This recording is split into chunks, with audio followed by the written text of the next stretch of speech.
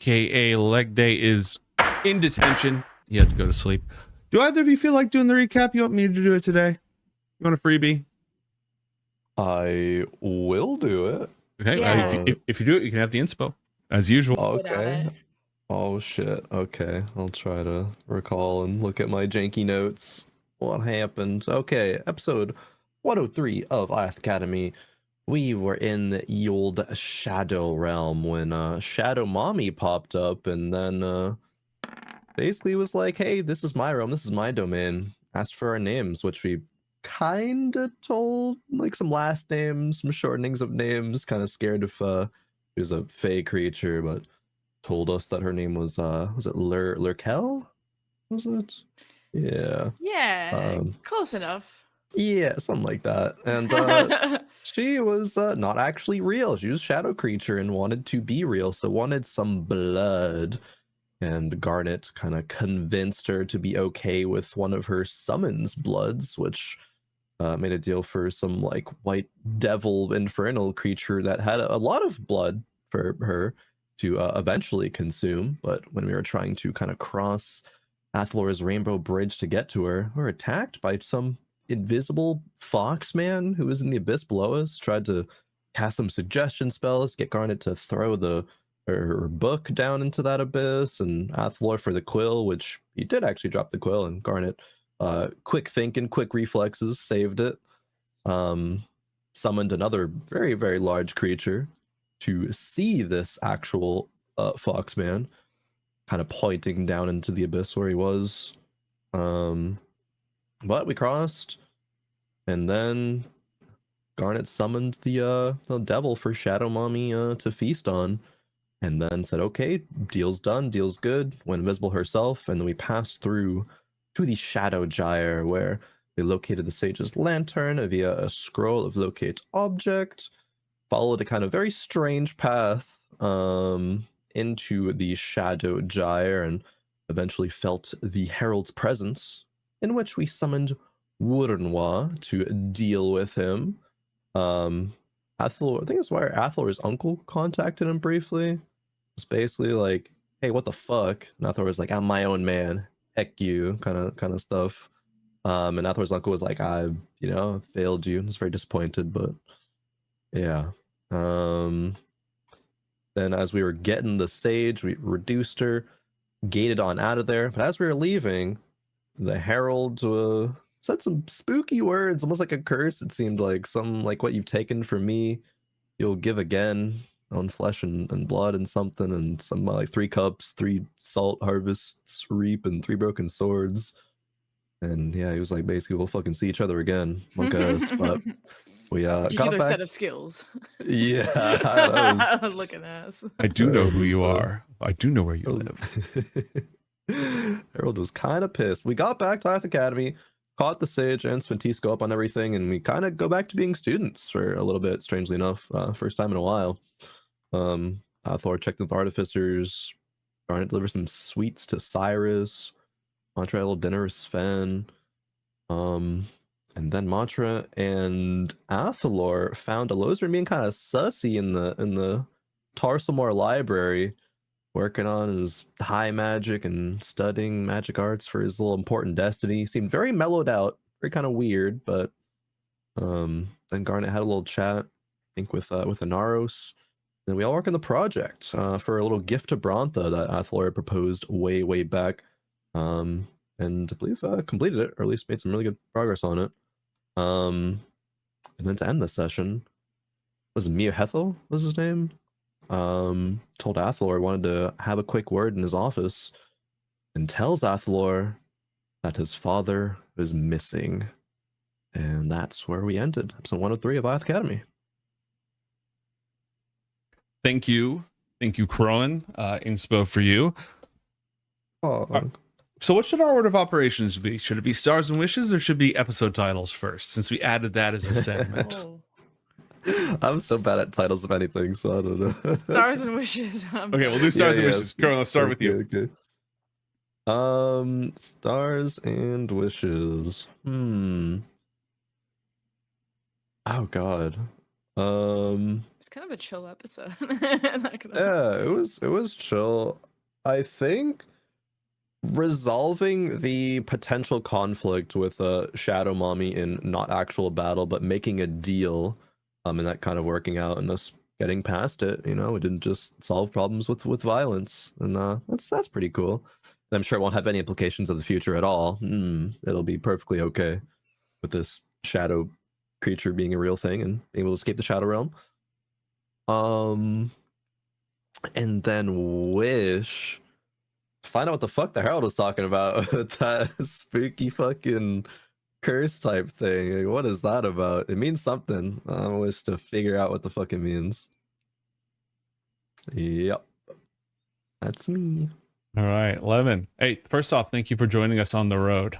I know it's always fun having a rando setup. No, I'm glad to not be doing work and playing games with friends. Yay. Yeah, stars. I was glad. I will give myself a star sticker because I was stoked that the summon void thing had different uses than just carpet bombing people. And maybe I can try to like think of more different like utility ways of using them but that requires maybe more research. But yeah, and thanks for helping me find which one had true sign, which one could be good blood or whatever. That was cool. This one has the best blood, yes. Wishes, I'm curious to know what happens to Shadow Mommy and like how she sees the party, because I feel like the party did a good job of trying to warm up to her, and especially Garnet trying to like relate over the shadow magic stuff. So I don't know how she's gonna treat the party in the future, but that's what I wish, is to know more about that. That can be arranged. Oh. Actually, on that note, I have a question. Or is it like, is it common knowledge or any knowledge at all, if it doesn't spoil anything? Like, have there ever been other like shadow people like in the Shadow Realm or whatever that have gotten out and like made an impact on Anakra? I don't think, if there are like specific examples, they'd be super obscure. I think Elnau was, as a higher level shadow sorceress, Elnau would sort of be familiar with the fact that this is how it works, but most shadow creatures aren't that sentient because they're sort of shadows cast by the real world, or they're like leftovers, like dead people who become shadows are sort of echoes, impressions, etc. Most of them don't have enough consciousness, enough sentient, enough self to reach that point. Your common shadow craves being real again, which is why it drains strength from humans, is draining that vital energy. But all that happens when it does that is that if it does that enough, they turn into more shadows. So it's trying to make itself real, and instead it just deprives others of their reality. So this is not the first time that this has happened, but it's rare for a shadow entity to have that much sentience and just to go through with that. So extremely uncommon phenomena. And I can't think of a historical example. How does a shadow person have that much sentience? Is it like, oh, they got lucky RNG, or like something else there? Well, if the Shadow Realm is a shadow of the real world, then they must be the shadow of either a particularly important person, a particularly important place. If like the person that they were the shadow of died unfulfilled with a ton of like potential that was lost or whatever, maybe they'll rise as a ghost and haunt you, but maybe they'll just die, but their shadow will persist with that sort of drive, ambition, so on and so forth. Gotcha. So he could be the shadow. Yerkale could be the shadow of someone very important, or sort of a psychic impression of a place accumulated, like maybe the shadow of somebody who wasn't that important, but their shadow stuck around, and Onderud is this place of such drive and ambition that it sort of resonated in that person. There's a few different possible origins. Okay, cool. And I'm sure Go ahead. You said the real world reflects the shadow world like 1-to-1, or Close. There's a shadow on Darude. There's a shadow Ioth Academy. There's like for every mountain, but it gets very blurry and very weird and very exaggerated. So usually the way that it works is if you are in Ioth Academy and you transfer to the shadow world. Excuse me, I just got back from the month of Doom yesterday. I'm still a little zonked. Oh, good. Wherever you cross over, it starts out being exaggerated, Tim Burton-esque, but recognizable. But then as you start moving away, it gets less and less recognizable. Like,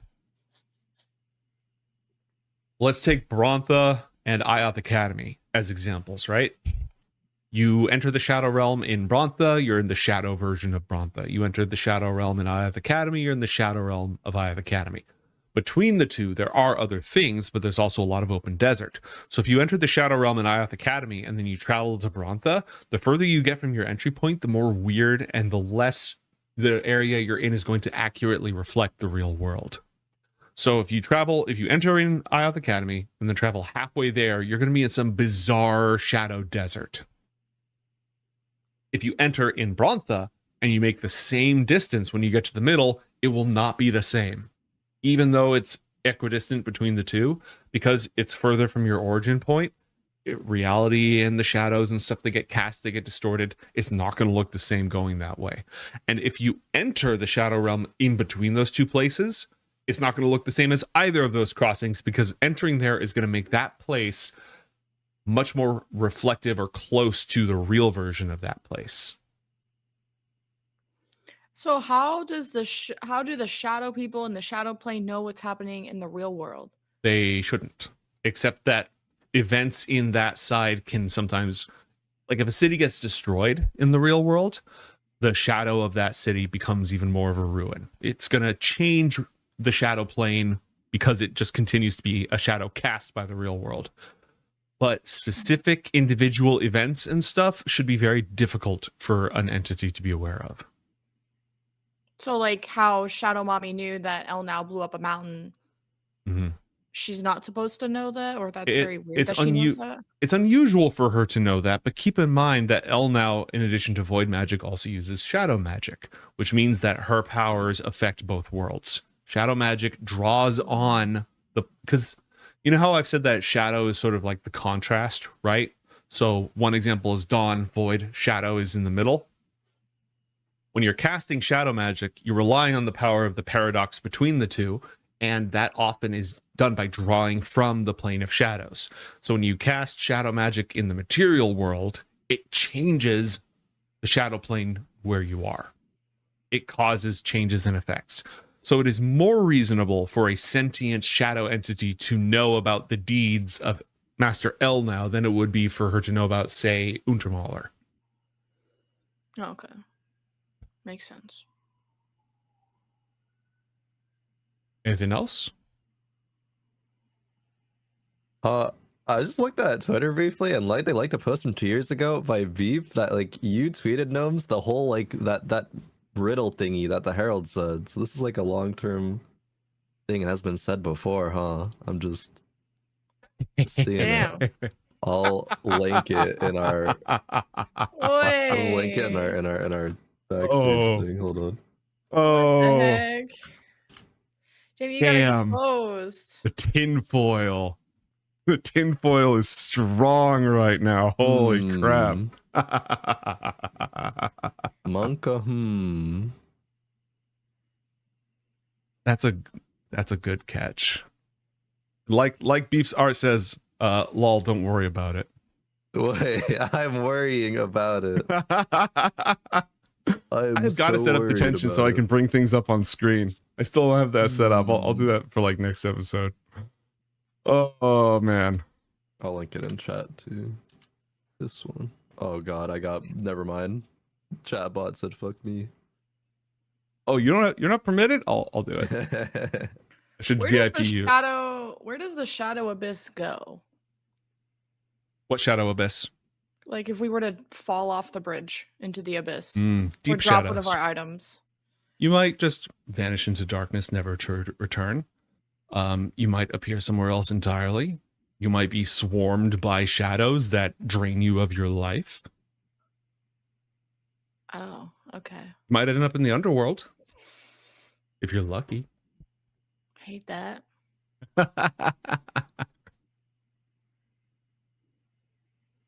Oh man, that's right. I was gonna post that.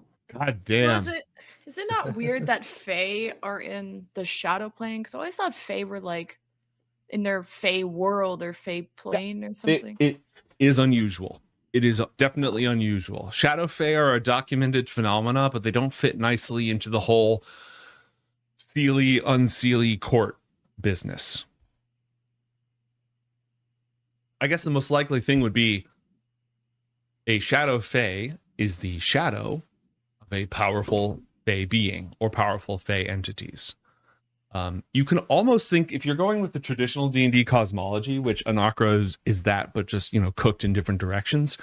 In normal 5th edition D&D, you have the material world, and then you have the Feywild, and you have the Shadowfell. And the Feywild is like a bright, exaggerated, extra magical version of the mortal world. And the Shadowfell is like this dark, grim version of the mortal world. In Anakra, the other world, our Feywild, is a very important plane of existence. It's like this, it's not just, it doesn't have the same billing as our Shadowfell, because it's one of the four kingdoms. The plane of Shadow, on the other hand, is like a fake universe. It's a byproduct. It doesn't exist naturally. It's just the what's blocked by the light of energy flowing through the planes. So it is unusual for a Fae to be there. Fae do originate in the other world. It's a documented phenomenon, but it's not super common.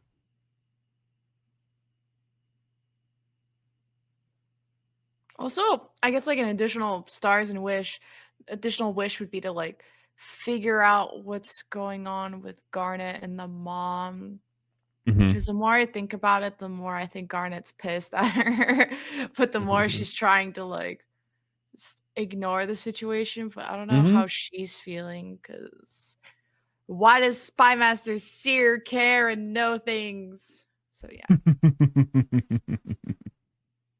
Politics. Family. Ugh. Yup. Gross. Any other questions? Not for now. Okay, episode titles. What are we thinking? Oh god. Oh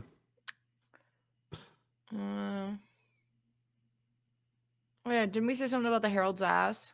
Yes, we did. We can talk about it. It's not happening. Was that between? It was between episodes, right? It was at the break that came up. Yeah, it was right. Yeah, it was right when the break started. There's got to be some like play on words with like the Shire and Gyre, like into the Shire, into the Gyre, or. Oh yeah, look at some Tolkien. Look at like the scourging. Was it the scourging of the Shire? Oh, and I was like, or something with the Raven Queen, because I was fully convinced that was the Raven Queen for like an entire week, and then it wasn't. Which, not disappointed, just more interested now, but it's like, what? Very Raven Queen vibes. It's Crow Queen. That's happening. Completely different. Yeah. Not brand name Raven Queen. Branded Queen. We have Raven Queen at home. Yeah. Generally speaking, Anakra doesn't have the gods and deities of the Forgotten Realms. There are some tie-ins, some crossovers and stuff. It's entirely possible that some of the Infernals might have come from those worlds, since they came from other worlds out there in the cosmos. Maybe Uzul was some loser who got kicked out of Avernus because he couldn't hack it and said, "Fine, I'll make my own kingdom." It's possible, but your Pelor, your Serenray, Bane, Mirkul, Raven Queen, we don't have them here. I'm writing down we have Raven Queen at home just in case. That's a good one. Wait, our party crosses the Rainbow Bridge. Cry emoji. Something about crossing the Rainbow Bridge. The Rainbow Rainbow Road. Connection. 200cc Rainbow Road. Mhm. Or something about I can just make a new one, because remember when I threw that bitch off the bridge? I was like, I'll just make a new one.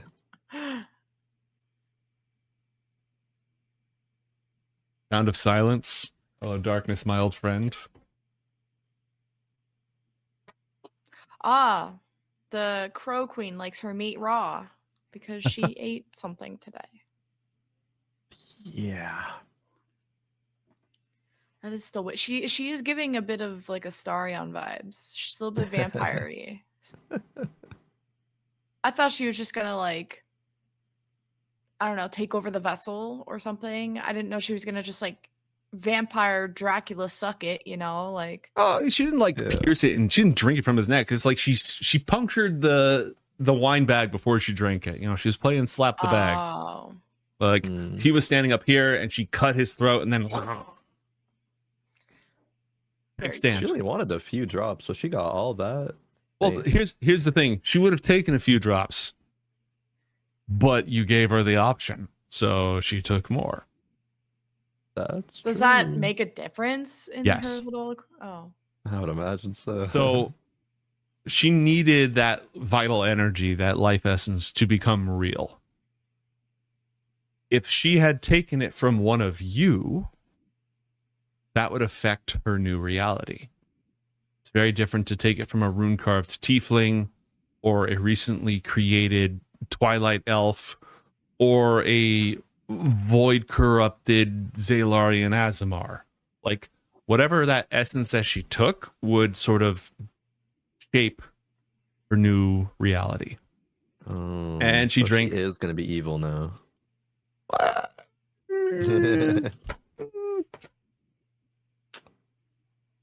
She Away would the drink road. a lot of devil blood. Yeah. Well, now we know for next time. But we Yeah. cool, right? We cool. We cool. Hey. Like we're friends, right? Oh, ring her we up. got a You have her reminder. name. She has your name. She's like, oh, we know each other's names. We can send and spell each other. It'll be fine. You gotta like check in on her every like week, or she'll forget and just be pure evil. Yeah, I'll think about it next week. And Mhm. you'll be like, hey, just remember, Don't be we're evil. cool. Mhm. Or at least don't be evil to us. Exactly. You can be evil to other people, just not to me. All right. I think that just about wraps it up, unless you had anything else you wanted to cover. Mm. Nope. Cool. Well, kick ass at World Cup, Jen, and Thank thanks again for you. joining us. Yeah. Good luck. And- Have Thanks for the fun. episode. It's always the highlight of my week. I will see you next week. Yeah. Next week. You have a problem next week? Or are we gonna have a problem? I'm good for next week. All right, awesome. Well, everyone out there, you know where to find us on socials and stuff to get your updates. So thank you, all of you, for joining us. I'm going to go crash and die now, okay? Get some Good good night, sleep. everyone.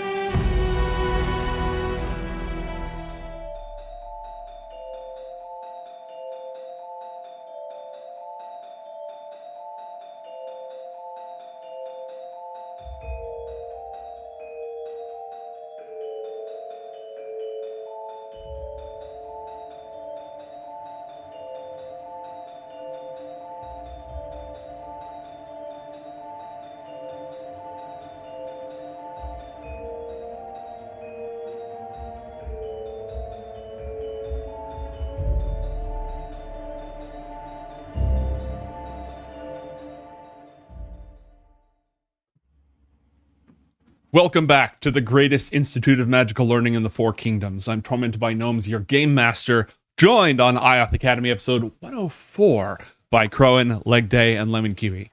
Crowan, what's going on in your life? Busy being a normie this past week. It's weird. I went outside, socialized. Strange, but back in my little basement room now and ready to play some D&D. So it's more familiar. Back in the dungeon where the nerds belong. Exactly.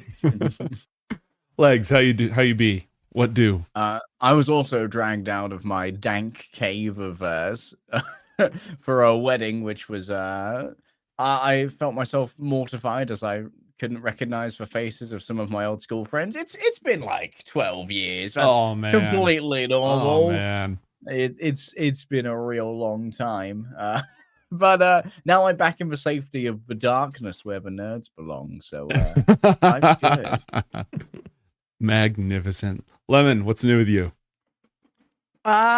Just paperwork day, trying to renew my passport and exist. Today's the day off, so yay.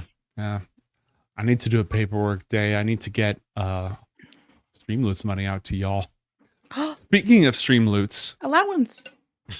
yes, you've done a good job. You've done your chores. Here's $5. Yes. Let's go. Dude, I was so stoked when I got to $5. The first time I had $100 because I saved up for like 20 weeks, I felt like a bazillionaire. I felt like a thousandaire. Oh, what did you buy? What did you buy? What was your first big? I bought this expense. I have no idea, but it might have been the Captain Planet Scumocopter vehicle. Wow, I bought a PSP once with my money that I saved up. Actually, it's right here. Oh damn! Just have a PSP. Ad? Just in case. Hashtag ad. Oh, he held it like an ad too. He's like PSP. He can't help Thank you, it. Sony, for this wonderful gaming machine. My you seen boy the- knows your location.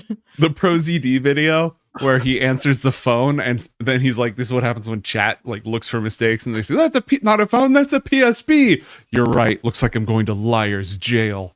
I'll Why post in it the year later. 2023 do you have a PSP next to you? That's the most concerning thing. I think I was showing it off to my chat when we were talking about retro consoles, Okay. and I haven't been bothered to put it away yet. Was that before or after you were talking about the Bionicle game?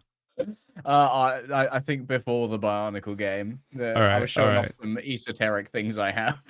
Okay. A little leg day esoterra. I like it. Let's get down immediately to business. Chat has played a Sin common card, Spark of Inspiration. You can all get a point of inspiration, or you can cash in a clue or hint. Now, you don't have to use it yet, but it has to be used tonight. Now, if you use where's my dad at? yeah. Sure, When last actually. we left our heroes, it was the month of Clayvest, yes. The month of Gildan has finally come to an end. No. We're in Guild. Whatever. It's the next month. That's what matters, all right? Time actually passed. We had the midsummer festival, which most people didn't super celebrate because they're kind of busy trying not to die. The point is, after you successfully rescued the sage from being enmeshed in the gyre at the heart of Onderud and the very boundaries of the firmament of Anakra, and protected her from the depredations of Despair's Herald, who swore his revenge in dramatic fashion, you returned to Ioth Academy, where you had a chance to live we're not going to call it normal, we're nowhere near normal, but for a couple of weeks nothing exploded, nobody died, no one tried to kill you. It was kind of nice. However, on the first day of the following month, the first day of Gildan, Miehethil Na Onderud, Master of Abjuration at Ioth Academy, approached Athalor and told him that his father, Hadarai on Onderud, the leader of Onderud Refuge, has gone missing. Dun dun dun. Sorry, I thought that. No, that's fine. That's legit. Okay, who's attuned to the scrying orb right now? Yeah, we tried that. That guy. Me. Okay, so they already tried. Yes, we tried sending spells. We tried scrying and divination. Nothing. Nothing? Even from more vague divination? More vague divination implies at the very least that he is alive. But no clue as to whether or not he's still within Underwood. Correct. You may have more luck with your specific divinations. The Academy has other concerns at the moment and isn't focusing on such things. I have contacts inside the refuge who have told me that they are in the process of searching for him. And who's taking the lead on that search? The council. I don't have their names immediately in front of Rolls me, his but I can eyes pull them. pointedly. The Coppermori themselves, the official council. Okay. Is there any way you know that I can help? You and your friends have a certain unorthodox approach to magic in general. I can think of nothing specific at this time, but I'm sure that your bright mind may come up with something we haven't thought of. I would be happy to share any news I receive, and I would ask that you do the same. We are all eager for your father's safety. Do I feel the arrival of that letter now? Yes. A letter has plopped into, after you're leaving the office, a letter appears in your pouch, your diplomat's pouch. Apple gives it a quick scan and then goes to join the other two and give them the bad news. Hi guys, you want your day ruined? Hey. No, but yeah, sure. Does this coincide with the Sage coming back to the academy? Do we think she kind of went and finished the job? Perhaps. I think she has a far more vested interest in getting rid of my uncle than my father, but there's always the chance that perhaps my father and uncle fought her together again and ended up being collateral damage. Perhaps it would be best if I could cast Ascending towards the Sage and see if she knows, or at least will admit to knowing anything. She's still we can- on site. She's in the academy somewhere. Oh, she's chilling Mhm. here? I thought Yeah. she left. No, she has work to do on the property. Even if she And- did leave, we could probably figure that out really quickly if she wasn't supposed to and did. Okay, and I got another letter from those Crimson Council people. Do you want to have a look? Sure. Another one? Did you even respond to the first one? Yeah, I responded to the first one. Athelor unfurls the scroll and reads the letter. To our friend and true servant of Underwood. Hadarai on Underwood has vanished from our sight and knowledge. We hope this does not cause you undue strife or concern. We share your esteem for him and wish him to be returned safe with all haste. If you have any knowledge that could help us, we welcome your unique perspective. With your proximity to Ioth Academy and Hadarai's recent dealings with the Dokar Sage, any insight you can provide may help us protect him and the realm. We must take our next steps with expediency and discretion, and we trust you share our view on this. In haste and with great concern for you and your family, we eagerly await your reply, innovated by Vijaya, the Crimson Council. Guess it makes sense to just talk to the sage about it first, right? See if she knows anything. But if she isn't involved with that, wouldn't she be more motivated to go after your uncle now that your dad isn't around? If she still cares to do the whole murder thing. That's you're right, Garnet. Or if you True. do you mind if she were to do a bit of murder? If I have to pick between my uncle and my father, then my uncle will always lose. And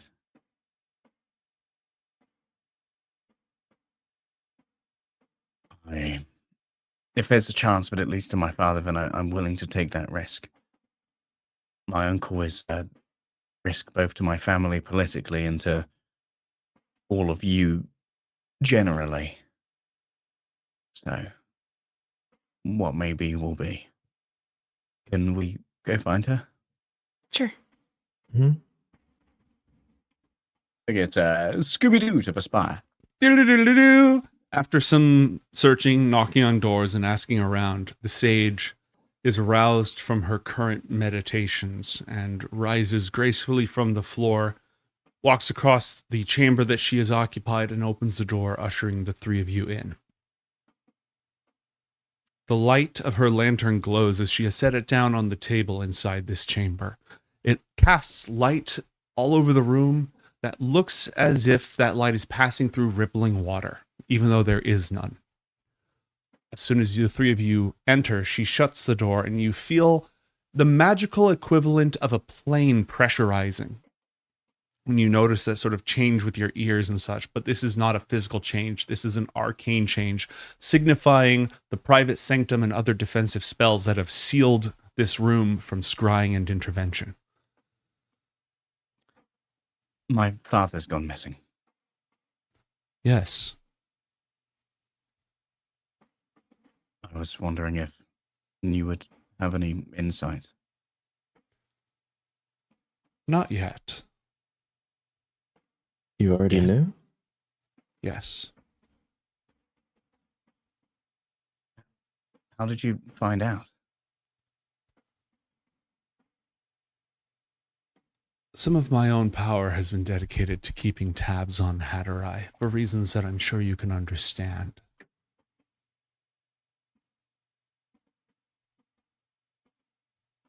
Do you And I am plan not- on? Do you plan on, sorry, re-challenging the pair of them, or just No. the uncle? I intend no challenge. A challenge implies a fair fight.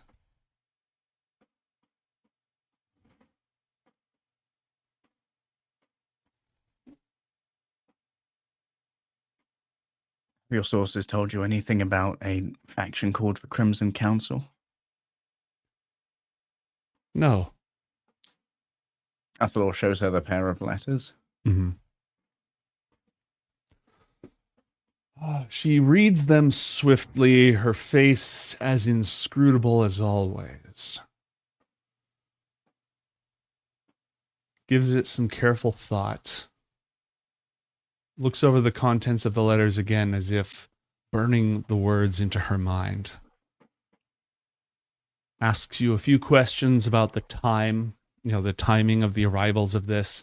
Asks you if this is something that you've ever heard of. She has visited Onderud Refuge many times over the centuries and has never heard of a Crimson Council.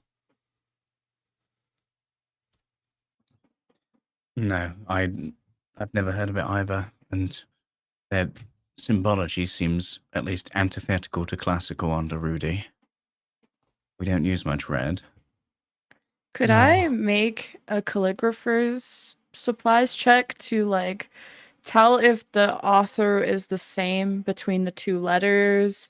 Could I get any other information? I don't know, how long ago the letter was written, or is this normal writing for someone from Onderud?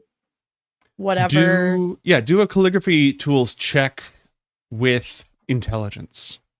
Can I give a help action for advantage by showing her other letters from Underudi correspondence? Some writing samples? Yeah, absolutely. Gotta drop a circle so Garnet can be really smart. Wow. Just smart. Okay. A dirty 20. Cool. And if you want, you can add plus 5 to that? 5, yep. 25. Yeah, it's decent. You sound just like my teachers when they saw my writing. Okay. Give me a moment. There are answers to the questions that you are asking. Maybe a certain emotion when they're writing it. You know how are they in a hurry? How old is the ink? Is it the same author between the two letters? Is this normal Different writing? authors. You would say different authors. They were Oh. sent very shortly after they were written. The ink had time to dry, and they were sent. It is written in the Alfar script. It is, two different hands with a 25. You would estimate that these are people with excellent educations, writing in the I tell if it's a classical girl or a style. guy, because girlies are always like, a little bubbly with the letters. The Alfar are fairly fluid in their gender expression overall. It sort of harkens back to the days during the dawn when nobody had a permanent form whatsoever. So no, you weren't able to discern that about them. I tell that to the party. Mhm. 2 authors. So likely not someone masquerading as a council, but an actual faction. That's good information. Good work. They have a return address? How are you supposed to communicate back? I just address it to them and pop it in the diplomat's pouch. It magically goes to them. Mason or Mantra, do you have something that could, like a rune you could put on a paper that could be tracked?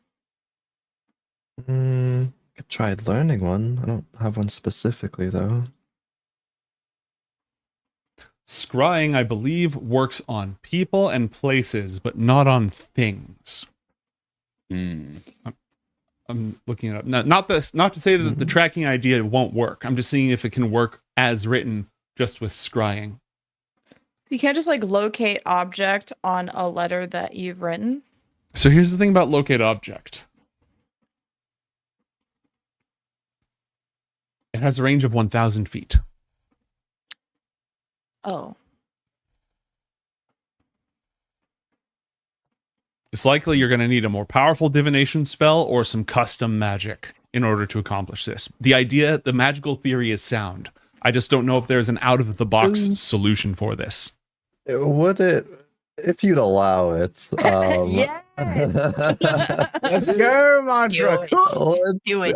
I don't know how much I'm cooking here, but there is something that's reveals glyphs, enchantments that generally surround me. Posted it, but could we, with a specific type of new rune or something, and quill power, try to custom up something that would maybe work over a long range to locate the specific rune?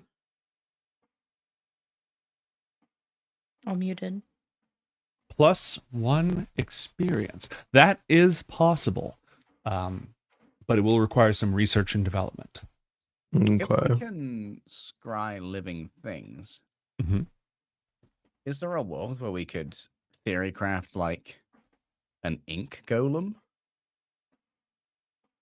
Put onto the paper? That's a thing. Little mini ink golem.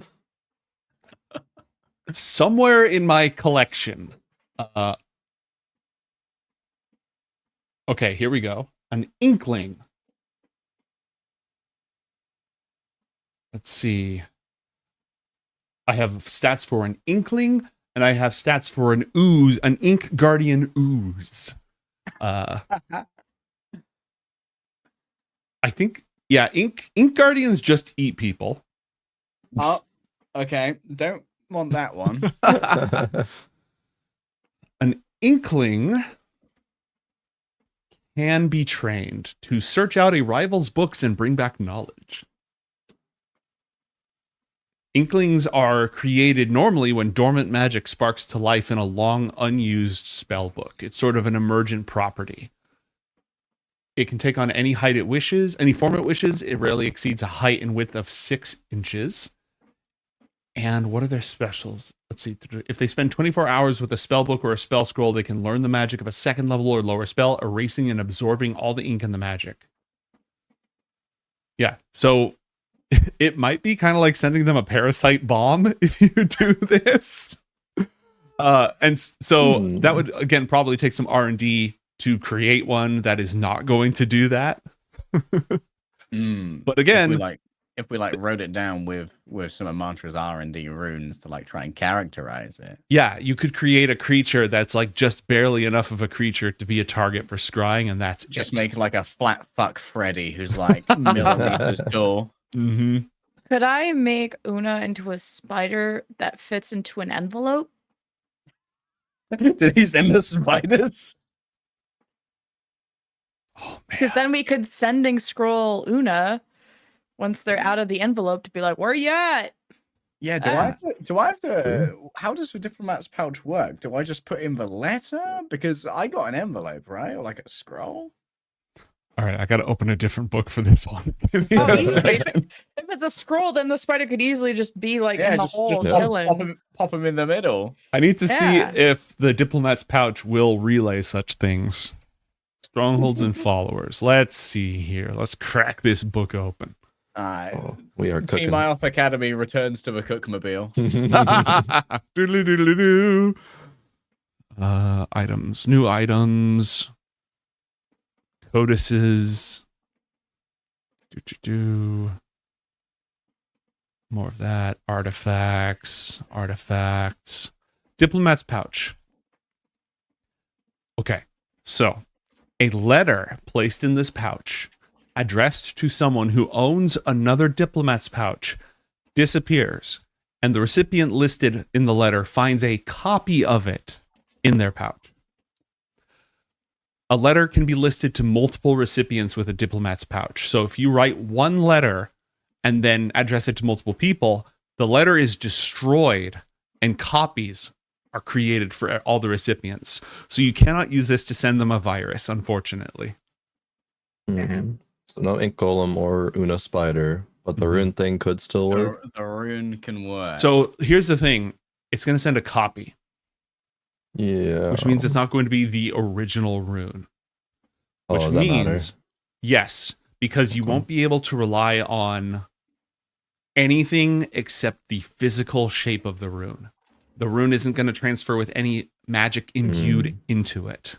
Gotcha. So you can't any, send- quill stuff would be not working. Okay. Right. You can't send a GPS transponder. You could send like an RFID chip, but you'd have to still scan for it because it's not going to phone home. You know what I mean? 'Cause you could create a magic that would look for that particular pattern in the world, but it's a lot harder than a beacon that's shining back to you. So you Is there a can't set way- up those like alarms or like, you can't set up a spell in this letter. Correct. It's would not going to trigger or transfer anything. with magical properties. Is there a world in which Mantra could RND a rune that Garnet could write in that invisible language, like from a book she gave to Seer? Or like the void script. Or like the shadow script or whatever it was that was in that book you gave to him? Yeah. It's basically impossible to see. Maybe. It would degrade the quality of the letter because that's what void runes do. Mm. But there might be an application there. This is tricksy. I like where you're thinking.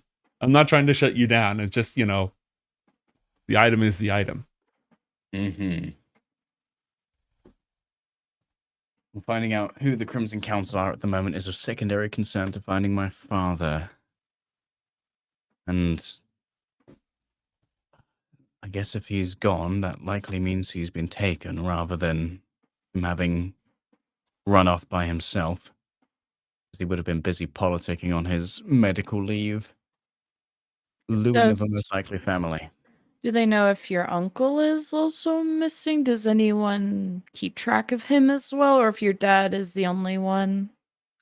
That's a great question. I don't know if they'd have access to where my uncle is kept. I doubt it's scryable.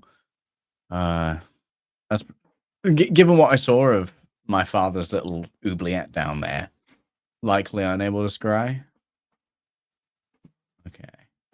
If you could get access to it, a lot of the defenses were taken down during the Battle of Onderud, assuming they haven't been restored during that time.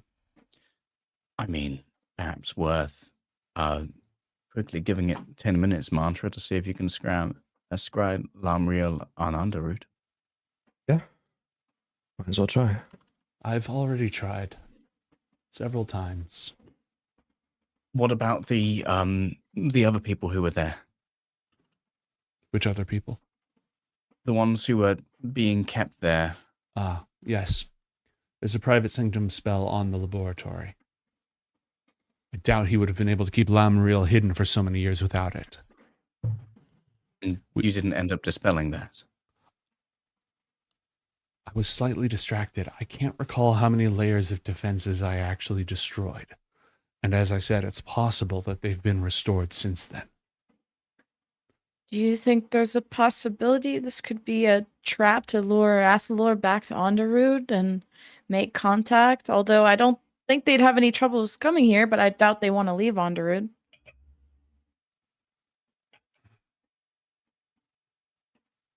I think Hadorai has too many problems right now for that to be safe. This medical leave that he was placed on was clearly a political attempt to control the situation without overtly defying him or denigrating his name.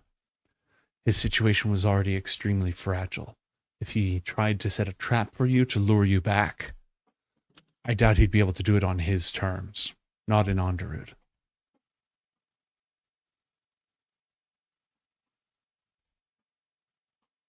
Perhaps I should see if my mother has any additional information the last time they saw my father. Perhaps. Do I Navarro know if she has remains a in the diplomat's city. pouch? You don't know if she has one. Probably ascending then. Mhm. Let me draft a 25 word. Meantime, I have a question Fire away. about the idea of like having the invisible kind of like void text on it. Is there a way to like infuse a piece of paper or at all with like some kind of regenerative qualities? I'm just looking at the stuff I have, and I have that like iron stone that regenerates, but like it's Yeah. possible to kind of transfer some of that magic into a sheet of paper to either counteract that degrading Mhm. or slow it down. Yeah, that would absolutely be possible. It would not last forever because of the nature of void. You can't create a perpetual motion machine that involves void because the void's just going to keep eating until everything's gone. Usually the surface that it was written on. And you also have to remember that the letter is not going to inherit any magical properties. So Yeah. it would remain to be tested to see if that void glyph would actually transfer with the letter or not. Mm-hmm. And if it did, because that's more of an emergent property of void speech, then that would be one way of subverting this, because that shape, when that shape is inscribed on somewhere, no matter where it is, it immediately starts corroding its environments. So if that works, if that gets translated, then you could send a letter with void letters on it. But if you also had magic in it to keep that letter from decaying, the magic would not be replicated. Gotcha. Okay. Are the letters themselves imbued with the power to destroy? Like the void letters? Even when they're Yes. replicated? Yes, those shapes are destructive to the universe. Okay. I need to get a sending scroll. I can send something to my mother. See what she knows. Simply ask. I'm sure that the quartermasters will help you. I thought I was going to make a quick dash to find one of Mhm. those. Sends one off. I think I've pre-measured this. Mother, I have heard of Father's disappearance. I am working my end to try and locate him. Give me any information that would be helpful, Athalor.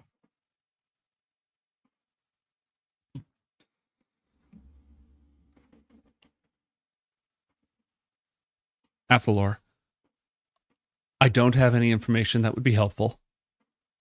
I hope he's okay. What happened in Brantha? Oh. Athalor does not respond at this time. You have reached the voicemail box. New phone, new scroll. Who I'm going through a tunnel. I guess while Athalor's out of the room, we'll just ask the sage. So what's next for you and the uncle situation? I'm considering that. There are two problems to address. One is Lamriel's presence. The other is that which he's drawing to us. I intend to deal with the one and prepare for the other.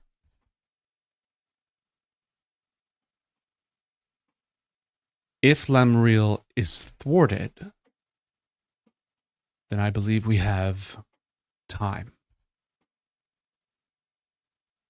By your standards, a lot of time. And so we must make the most of it on a strategic level. And some of that involves continuing. She looks around the room and at the door where Athlor has gone off to go take care of his things, continuing your development.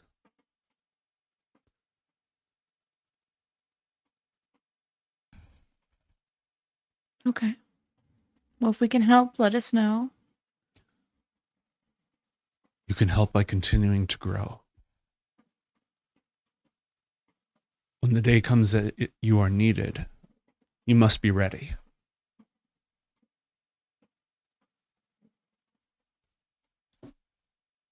Goes to join Athalor, or unless he comes back in. Comes with nothing, and she's curious about Brontha. I'll cross that bridge when we come to it. Well, I will delay crossing that bridge more accurately right now. I'm not sure where to begin with this, so I suppose for the moment, there's not much to do. Like you said, this might be an attempt to drag me back to Anderud before I'm in a position to assume my father's mantle. And there's no guarantee he's there anyway. Keeping him within Anderud would likely be ill-advised for someone with such strict familiarity with Vijaya and the city. Yes, yes. I cannot help but wonder if Hadorai feels that he's running low on options. If the full revelation of who his brother is, and what he's doing, and what role he had to play in your life and your nature, Athalor. If all that were to be properly revealed, what danger would that place Hadorai in? I wonder if he hasn't escaped. Fled? Perhaps. He is a smart... Go ahead. Given what I know of my parents' relationship, would it be strange, or could my mother be covering for him? Your mother could be covering for him. He definitely wouldn't have ran off and not told her. Do you really know your father? Yeah, it's true. You I had figured one. They've been together for several hundred years before Athalor was born. They have, but how much did your father know? He was working with Lamriel. Do you actually know how far he would go? All you know is he's extremely smart. And his bond with Nivara was instigated by the two of them finding each other very attractive because of their mutual cleverness and ambition. They've always been a good team. They've always played well off of each other, and they're both extremely smart. And there's a word, I can't think of it. It lies between cunning and wary. Canny? Canny. Thank you. Perfect. Canny. They're both very canny. I mean, it's a potential. Perhaps he realized that you had been freed and knew that you might come after my uncle and didn't wish to be present for such retribution. Chose to change the conditions. Alter the playing field. I will continue to look into this, Athalor. As will what Academy resources can be spared. I appreciate it. I don't think I should take any more of your time. She glances over at Mason and at Garnet, expectantly.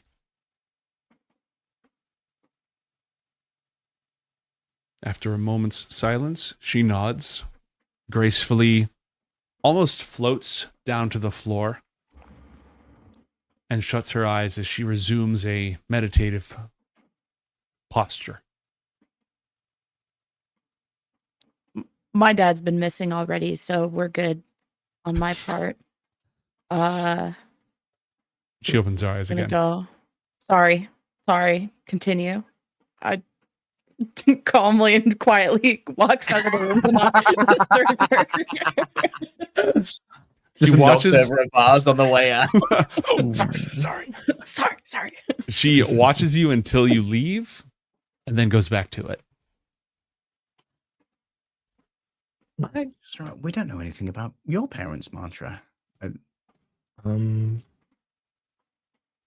There's nothing crazy. No one's missing. They're doing fine, doing well. Check in with them every once in a while. That sounds lovely. Yeah, fortunate, I suppose, to have that. Could I ask you a favor? Me? Yeah, well, you're attuned to the orb. Oh, yeah. Want to scry on someone? Yes. One of my supposed enemies. Supposed enemies. Well, someone I know to be an enemy, but isn't as publicly an enemy. A member of the Lewin family. Is there an heir apparent in the Lewin family, Gnomes? I believe Hjordis Lewin, the Magister of Onderud, is their foremost and the greatest, most outspoken of them. But I need to verify that. I just want to quickly do an experiment. 20 minutes. Sure. I share the name of a Lewin and ask if you can attempt to scry them. You're Lewin. Alright. Scry. Definitely under a private sanctum spell. Hmm. But Nothing. Athlor, you'd Okay. know, given that Onderud's specialty is abjuration, which includes defensive and protective magic, including that goddamn private sanctum spell, the chambers of rulership, the whole city, like, it's not all under those effects, but all the sensitive places are. Onderud has very good magical security. Probably the only way that Alexander was able to raid the place was using the Book of Dawn. And the question is, does the private sanctum spell kick in if you don't roll high enough for the scry to find its target? No, it just blocks. Okay. Well, Hmm. I'll put it this way. The attempt fails. Sensors created by divination spells cannot appear inside the protected area.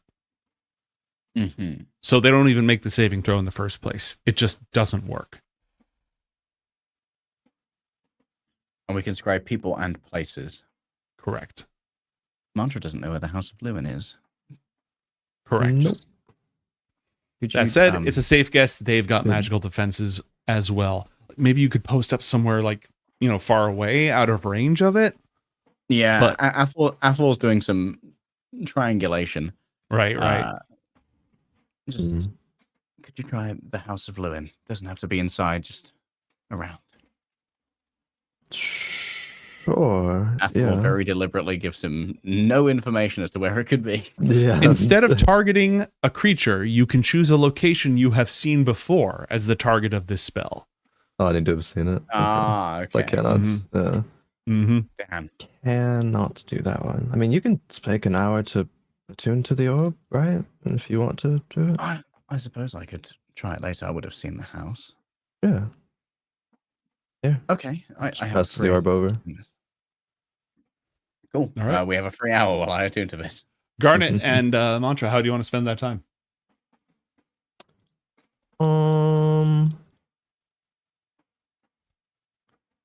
Probably want to find now real quick Mhm. and check in on something. Probably turn to Garnet and say, "Do you need to talk to Anna about anything? I was gonna run there quickly, and if you want to come by." No, Maybe I'll swing by Spymaster Sear's office to see maybe if Oh, he's okay. heard about some Red Council.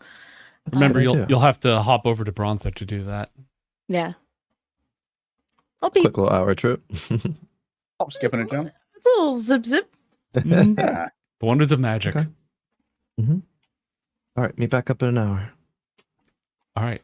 Mantra, what's your business as you climb up the tower to the office, bypassing it with the sage's name, all the works? Yeah. Essentially, I would ask. Oh yeah. What's that now? Headmaster now. Sorry. Have you talked to the sage at all about going back to the orcs tribe? Because now that we have her back, it would be helpful on that. And we're still like a month out or something, right? But Yes, I am still planning on doing that on Sin's Day. You wanted to bring her for her dreaming the history that she does? yeah, I think we had talked about that Yes. before. She would be a helpful asset to that. I haven't mentioned it, but I'm sure she'll be willing. I mean, And you she seems saved very her. busy to catch up on a lot of things, so I don't. Yeah, well, you saved her from nowhere, so I think that in a month she can make some time for us. Okay. Also, just I don't know. It seems like she has a lot of unresolved feelings about Athalor's family, Hadorai and Lamriel. I don't know that if those she'll- are unresolved feelings so much as it's her job, Mason. Also true.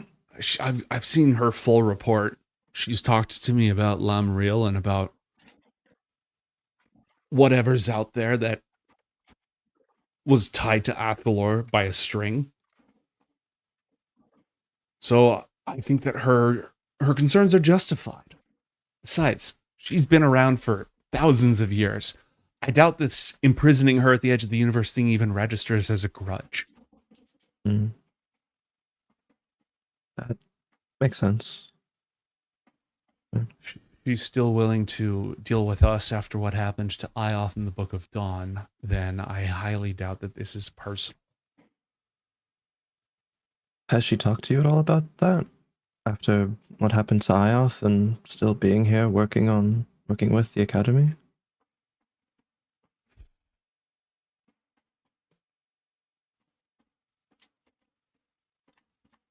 If there's anything that I know about our sage, it's that she takes her duty first and foremost, ahead of love, ahead of fear, ahead of anything personal to her. Whatever she discovered on those first journeys after this world was split up into 4, it stuck with her. Whoever she was back before the dawn, it stuck with her. So if she's upset with us, she's just going to keep focusing on keeping the world safe. I doubt many people will be able to do that the way that she does. I wasn't around back then. I didn't watch Luminia's burn. I didn't watch the world getting eaten in front of me and spat out as something twisted and horrible that the Infernals wanted it to be. I imagine that changes your perspective somewhat. Probably a lot. Mm-hmm. Yeah. That all?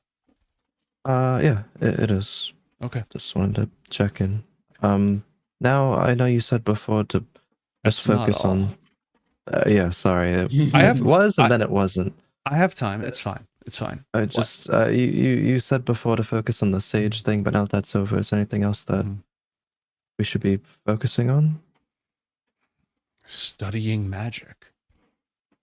Okay. There's lots of things going on right now, Mason. Spies from Diffraxis at our borders. We've detected incredibly powerful spells being invoked elsewhere on the continent. Raveners in the desert, but until those things are a direct problem for us, It was never supposed to be your problem. It was supposed to be your responsibility to grow as a person and as a mage. So as long as you can do that, I'd like you to do that. Because who knows how long it's going to be until the next enemy is at our gates.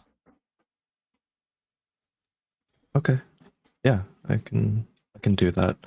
I have a newfound interest of specifically trying to improve my rune knowledge and rune magic, so I'll focus on that. Good. Good. If you lack resources, let somebody know. They'll help you. Now, is that all? Now that is all. Okay. Thank you, and we'll exit. Mhm. Head All right. back. Off you go.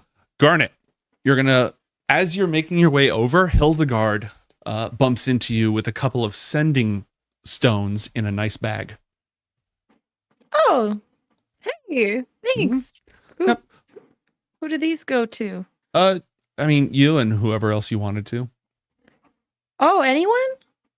Well, there's only the other person. So once a day, this stone will talk to this stone as per a sending spell.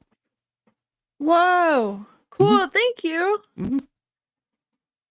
Bye. And Off she just- buzzes. Yep. Just flits away. On the way to Bronza, how convenient. All right. Add some sending stones to your inventory. They should be in the Roll20 compendium. Okay, and how many?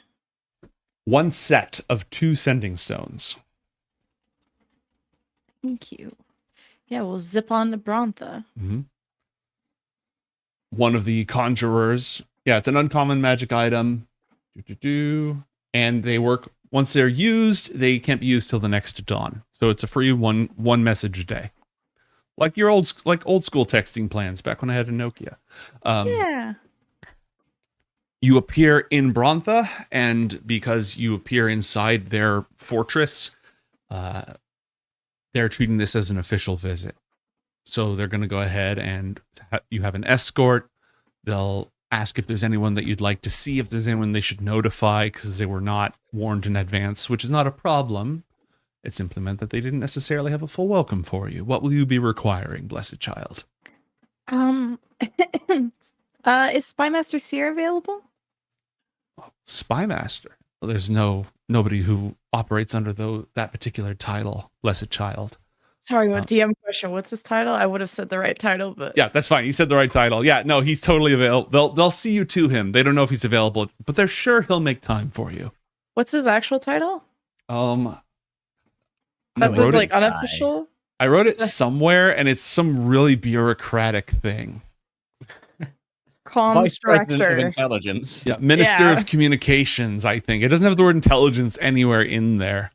Damn. Head of Secretary of International Relations. It's something more old school than that. I just don't have it directly in front of me.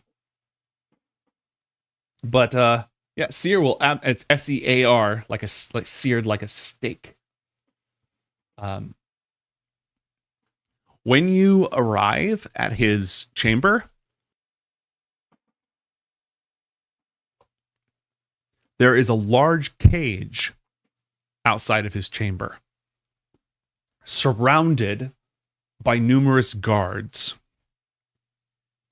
And the sides of the cage have been blocked off by armored metal sheets.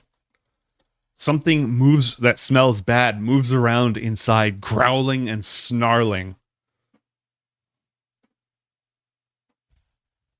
Can I tell by smell and noise what the creature is? Yeah, roll. This falls under magical creatures.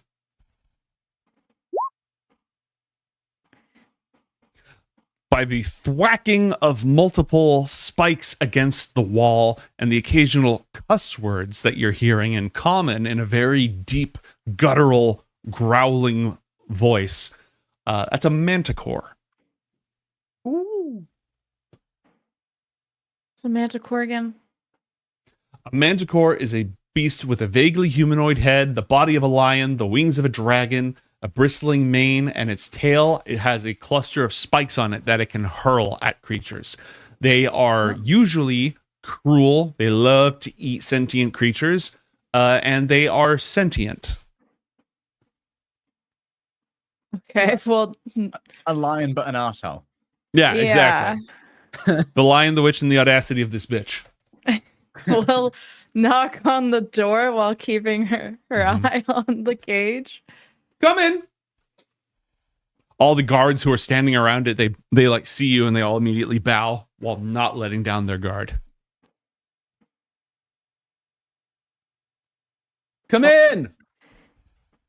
Opens the door. Mm-hmm. Hello.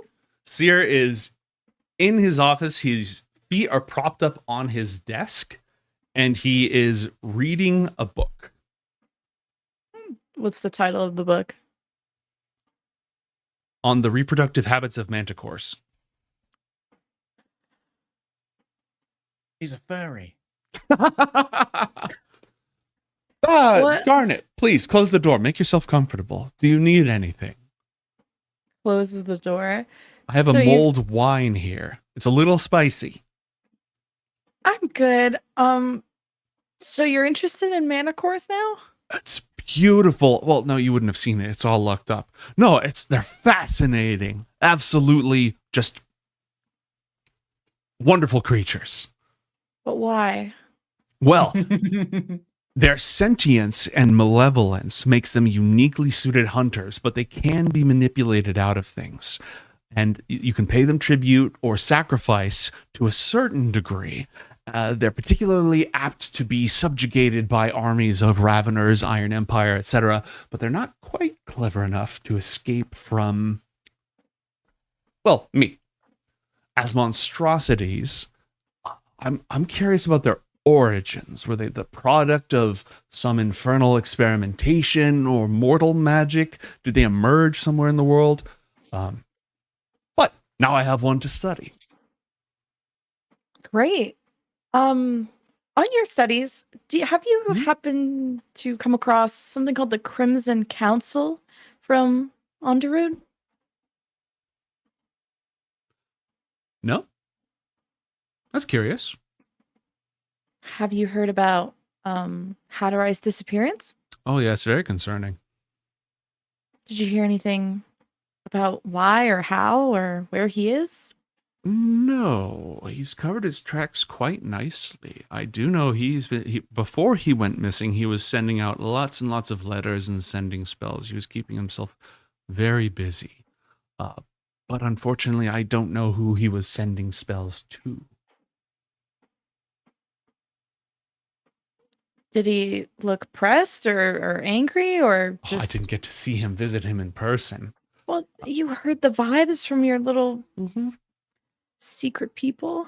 Well, I've learned a lot from studying manticores.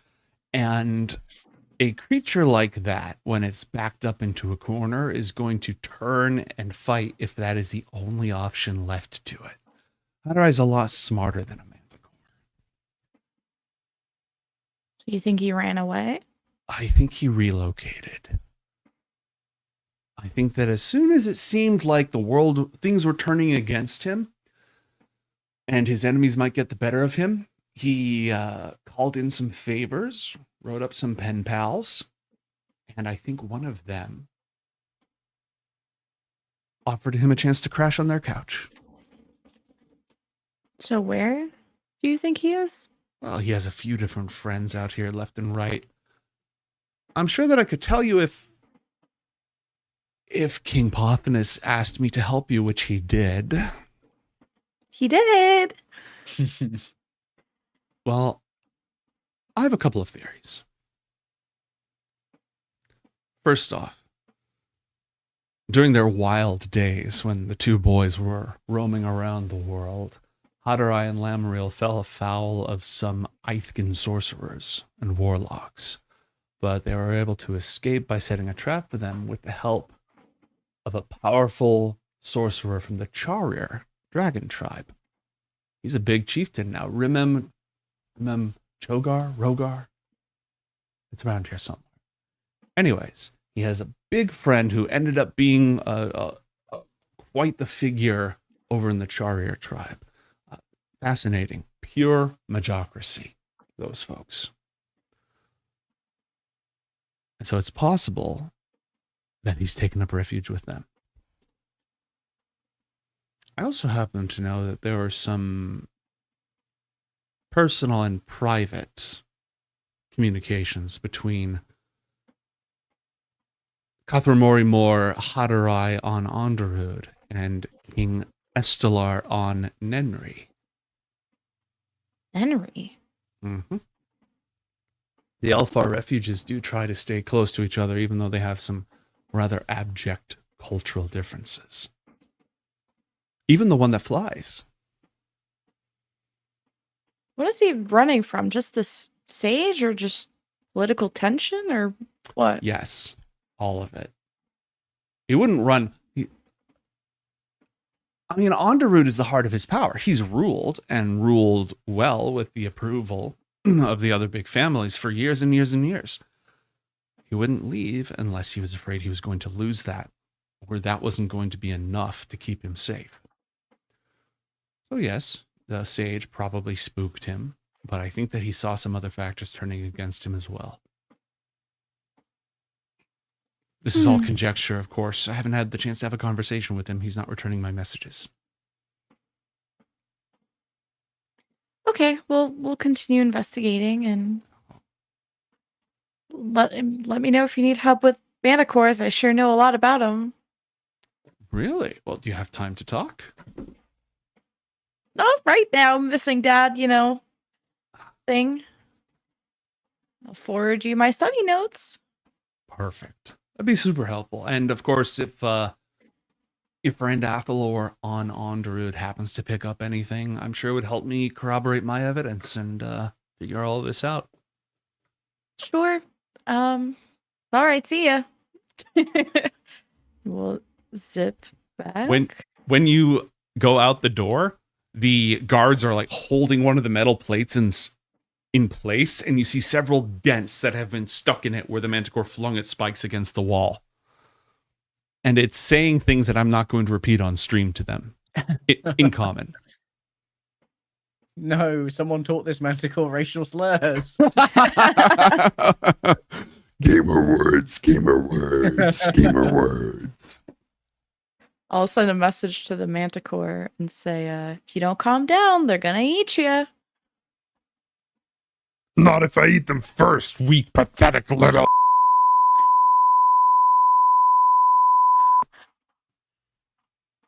And that's fucked up. You're lucky you're lucky Seer needs you. Just laughs and keeps walking. Back to the Pulls down portal. at her and gets away with it. All right.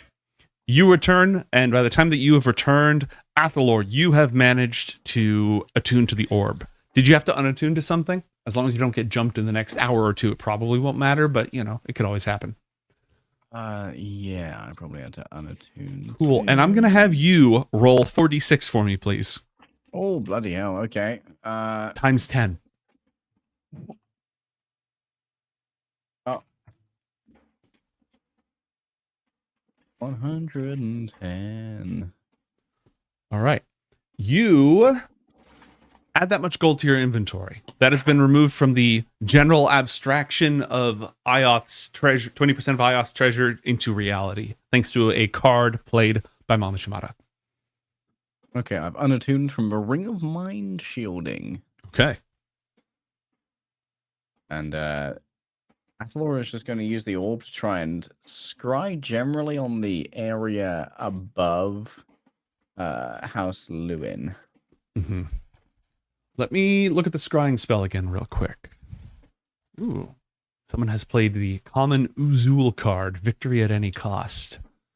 Honor is for those who lack the will to triumph. Athalor, the scrying spell only works on creatures that are on the same plane of existence as you. Onderud, one of the benefits of Onderud's planar shifting is that they are exempt from that, which is much cheaper than having to cast Private Sanctum across the entire refuge. Now, with your knowledge of the Gyre and enough time, you might be able to compensate for that, but you'd have to build some sort of magical array or device to connect to the spell matrix inherent to the crystal ball, to the orb of scrying. Gotcha. The same plane as existence. Okay. All right, my ideas will not work. So, moving on, and I can give this back to Mantra if he wants to reattune to the orb. Okay. Sure. I would do so. Any urgent action, or do you want to spend some time working on and living for a little bit? Hadarai is not going to pop out of the cupboard, I don't think. So, Mm-hmm. at the moment, it's a bust. Okay, Mason. Yeah, nothing specific. Just back to being a student, kind of studying. Garnet. Oh yeah, I was gonna come back and share the info with Mm-hmm. Athor. You might have to repeat all of the fancy tribe word stuff. Yeah. No, oh, good. And I'll pull up the article so I can pronounce it correctly this time. Rimem Rogar of the Charier tribe helped them set a trap for their fiendish pursuers before he returned to become the Kothmori Moor of the refuge. Since then, they've been fast friends. And it was partially when Rimem Rogar wrote a glowing commendation on behalf of Hadarai to the Kothmori of the city that helped him sort of make his return in honor. He had a glowing... Go ahead. Athor glanced at Gunn like, kind of just like my father, I'm also making some amazing friends along the way. Future leader of Bromtha, hopefully future Dragon Tribe Major Domo, who knows? Does this tribe sound familiar, Mantra? Yeah, it's the The tribe Charier Alexander tribe? pretended to be from. Mhm. Pretended. He pretended. Yeah, that was the Alex Spoiler. storyline. Yeah. No, that was public. It was public. Was it So- in character public or out of character public? Because I know it was out of character I think it was in character public too, because like a whole like project once, like Mhm. about the Charier tribe in one of the early on year classes. Mm-hmm. Yeah, I think it was inferred it was a lie when we saw his like growing up in the refugee camp. Like, Yeah, at some point it was exposed. that ain't Trier, actually. Yeah. Trier, something's not adding up here, mate. Trier is the Oh. red Gotcha. dragon tribe of of the 10 dragon tribes. They're the red dragon tribe. They are. Some say that they have the most powerful sorcerers among all of them. That the gift of the red dragon's blood leads to very strong sorcerers. Sorcerers lead each of the clans of them. They live way high up on the mountains in very kind of rough, rugged, maybe volcanic terrain. As a They Majocracy, would they have a good relationship with Ioth Academy? kind of. They kind of do their own thing. They would consider Ioth Academy competitors, not enemies, but like, we don't need your stuff. Occasionally, Charier tribe folks do end up at Ioth Academy, but they are, if you want to learn about magic or get magic, the three big places in kind of the northern hemisphere are Ioth Academy, Onderud, and the Charier tribe.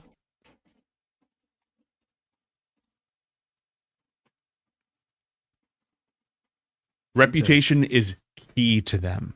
They have a history of duels. They have a big tradition of mages duels against each other. Most often not lethal. The dragon's blood is sacred. You don't want to waste it. But it's very common, like if you're a sorcerer there, you need to be good at battle magic because you could get challenged at any point. It sounded like your dad was not really kidnapped, but more selectively hiding. May have fled with all that's happening. My father likely potentially sees returning once again to be on the cards. He's already done so once in his life, and if he could rally for support of his old friends, such as the Grand Sorcerer, that would potentially allow him to, Athor hesitates for a moment, coup his way back. Did that letter you got from the Crimson Council urge you to return or anything? No, just to share any information I might have on my father's whereabouts and about his interactions with the sage. So it's entirely possible they're looking for him to try and, not because he was taken, but because they need to keep tabs on him. And perhaps he could be hiding from them. That's occurred to me, yeah. I haven't given them any information yet, but I still don't know what kind of alignment they have in relation to us. For now, they're the sideshow of a mystery. Very hard to know. Impossible to know, really. Certainly aren't friends. That much I've assumed.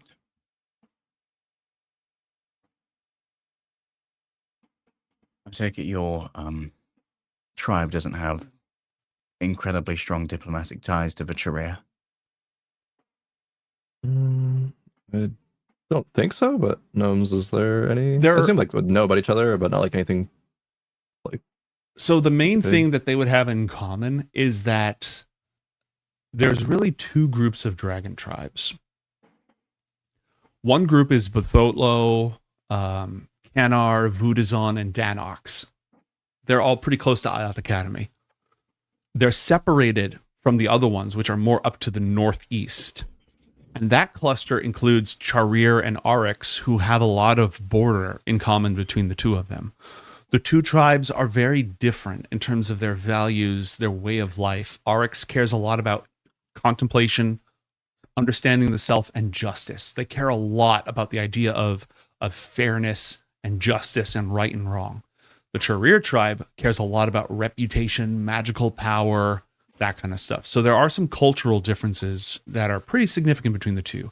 However, they're surrounded on almost all sides by minions of the Infernals. And if the Charir tribe needs to decide between working with those goody two-shoes navel gazers in Arix, or they're going to do that. Yeah. So they're not fast friends, but they would they definitely cooperate to a certain degree for mutual survival. Has there been like large instances of that cooperation needing to be necessary? Like, have they been attacked by Infernals before and had to? Oh yeah. Oh, Yeah, there's a designer city just south of Arix and Charir. There's an Iron Empire province on both sides of Charir. Ravener bands occasionally wander through.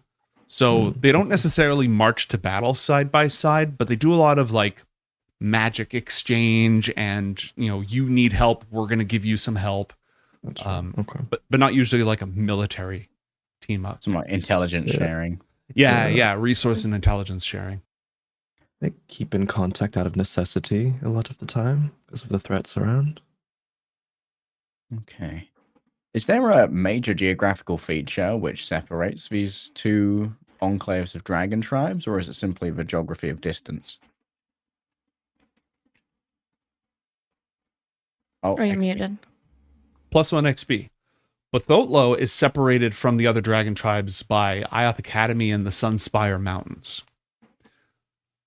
But then Vudazon, Canar, and Danox, do I have a map for this? Do I have this on Roll20? It'd be a lot easier for me to do it that way. Let me see. Let me see if I have that. Bring up the map, boys. I have the World Anvil link on hand. Yes, that's going to be harder for me to show on stream immediately without doing some futzing. So let's do this. And do. All right. So it's not labeled here, but this here is the Arix tribe inside this golden border. This is Charir's lands around here. This is Orn's lands, or they were Orn's lands. Orn's the one we've murdered, right? Exactly. Then you have the unrelated. Unrelated to any of this. You have the Halmir tribe, which is the green dragon tribe, the Magaini tribe, which is the black dragon tribe, and the Vuluar, the Guluar are all the way up here, kind of doing their own thing. What's blocking them is the Arawaka Wastes and the Lorore province of the Iron Empire, as well as the Marrow Wastes. So these areas have a lot of nomadic cultures that deal with or get absorbed by Raveners all the time. And this is ruled by the Iron Empire just as surely as Ithgos is. It's just a separate province of the same empire. So this right here is these two things right here are the main things that block the connection between them. Okay, yeah, makes trade incredibly difficult as well as messages and stuff. Which is why like the Vudazan, Kanar, and Danox are all really close with each other. Because they have enemies on all sides too. And Batholo's kind of independent, but still keeps in touch with everybody. Oh, Bronthus, so close. For given values of close. Yeah. It's like 500, 450 miles away. In Australia, that's next door. Fair. Any other questions? Not related to what we're currently doing, but is there any historical record of lands being retaken from these infernal strongholds? Not particularly. They have mostly grown over time. The priest kingdoms over here and a few up here have held out. They've sort of held their boundaries, but there haven't been a lot of long-term gains against the Iron Empire, the Machine Cities, so on and so forth. And I'm guessing with the Infernals, these aren't hard borders. They're just Right. like, this is where the desolation begins. Depends. Ithgos rules all this territory because they've conquered it. And it's the Iron Empire. They're very, very, solidified and lawful in that regard. When you start talking about the Raveners of the Marrow Waste or the Sinister Horde down here or the Burning Eyes Horde up here, those are the lands that it's not safe to go to. But territory is more of a guideline than actual rules. And then here's Defraxis, which is... smoking a little right now. Yes, and like 800 miles away. Okay. Any other questions? Oh, you know what? Let me just point this out because it was part of the conversation. Nenri is all the way up here, about 2,400 miles away. Onderud is basically straight north, about 1,500 miles. So Isn't Nenri the one we had dinner with? Is that the Fae Nenri? I think you're talking about Neve of the of the Sealy Court. Yeah, Neve of the golden hair. I wonder how she's doing. I don't. She's impatiently waiting for the Fairy Games plotline to kick back up. That's how she's doing. There's Morco stomping around. But yeah, if Haterai went to one of those two places, then he'd be either here or here.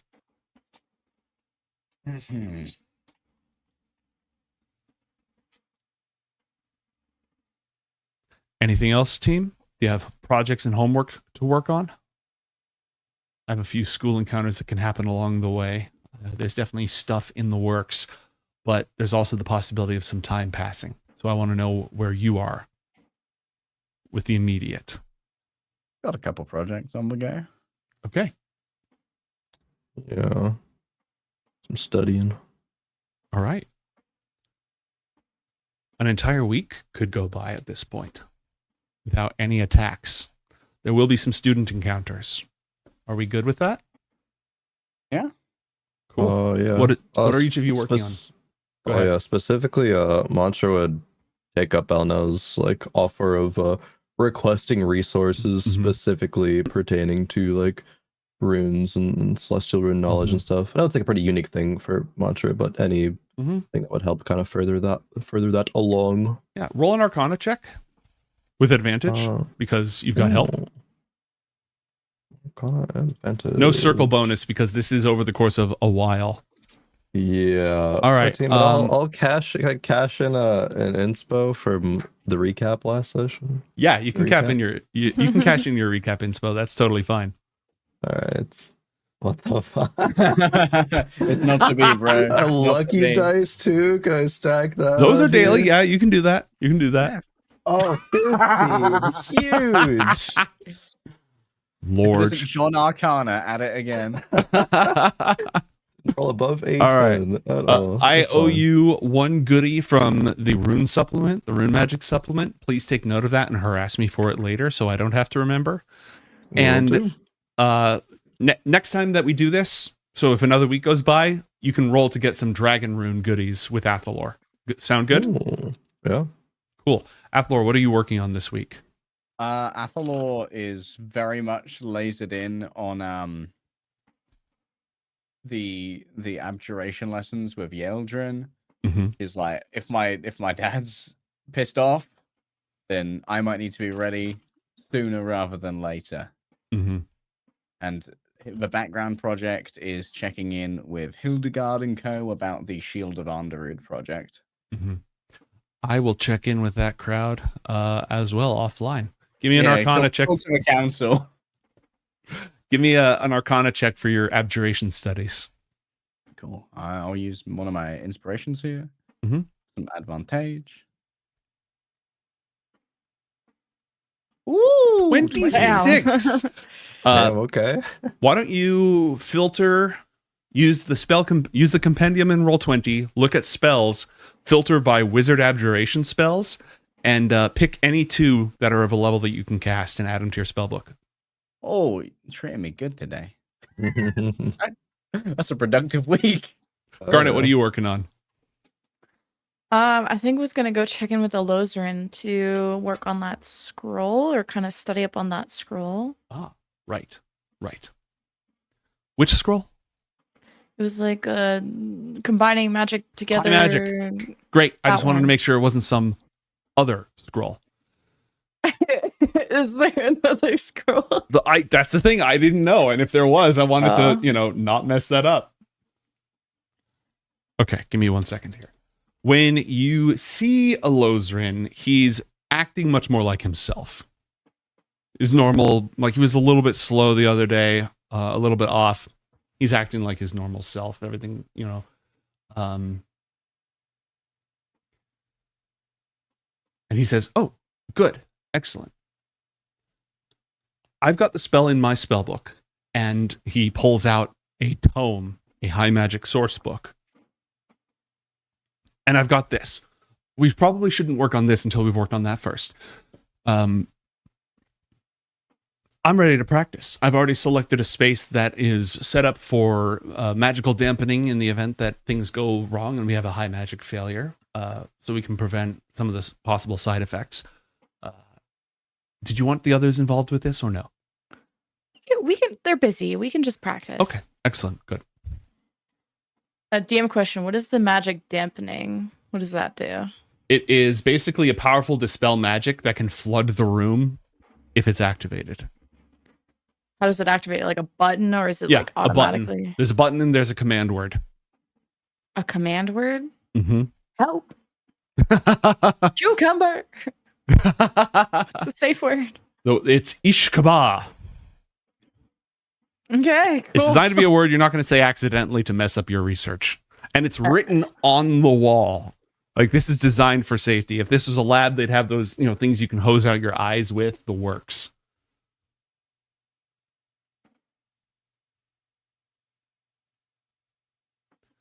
It's not a big room,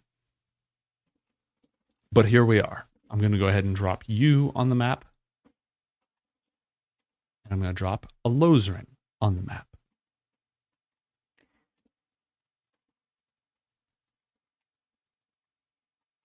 He's going to stand opposite you inside the protective circle. Again, all of this is optimized to be conducive to what we're doing. This is all possible without these accoutrements in the field, as it were, but it's best that we have these protective measures in place. Sure. He sets the scroll in front of you. He doesn't need it. He has it memorized. I'm going to cast a spell first. Then I want you to cast a spell. And then with Which the proper... he holds up the scroll. High magic induction. Oh, you want me to cast? Okay. Yes. Then, after you've joined, he gets the high magic source book out and he sort of flips through it. And he turns to a specific page and points directly at it. This is the intonation that will allow us to merge our fields together. For the purposes of this induction, I am going to be the primary. Okay. All right. I'll go first. He straightens his back. He shuts his eyes. He takes a moment, going very carefully and methodically. Holding the book in hand, he opens it to a specific page and begins to read aloud while making a series of complex gestures with the other hand. The words of magic that he's speaking are an ancient occult form of the Alfar language. Roll an Arcana check for me, please. A 24. Okay. It takes him 3 rounds to cast the spell. Damn. As he does, you're able to sort of see what it is that he's doing. Normally, a spell matrix, to cast a spell, you tap into your source of power, gather up all the energy that you need, form it into a spell matrix pattern, and then release it. What he's doing right now is he's creating an empty spell matrix that fills the entire room and stays stable instead of collapsing and releasing. After 3 rounds, he stops, he opens his eyes, and you can tell that even though there's no visible effect on him, you can tell that there's a change in the air, in the arcane field. Now, you try. Just gonna try to mimic, closing his eyes and doing everything that he was doing. This spell is on the Warlock list, and it's level 3, so I'm going to count it as a Shadowcaster spell, meaning that you don't have to make an Arcana check to cast it successfully. Cool. It takes 3 rounds to cast. It is different from all the other spells that you've learned before, because it's creating this reified zone of magic, this sort of palette, if you will, like a painter's easel, bound by these rules and laws. After 3 rounds, it activates, and there's a cold shock as sparks of magic run through your entire body and your brain. And your perception of your power that normally mostly stays inside your own body expands to fill the entire room. So I'm adding magic to the matrix. No, right now your 2 fields are coexisting at the same time. Oh. Okay. However, while this spell is active, your sensitivity to magical energy is heightened. You suddenly feel, you don't just know that this room has like this dispel magic effect on it, you feel it. You immediately know it, as long as it's within 30 feet of you. Ambient magical energy, magic items, and spells, you're just supernaturally aware of all of them.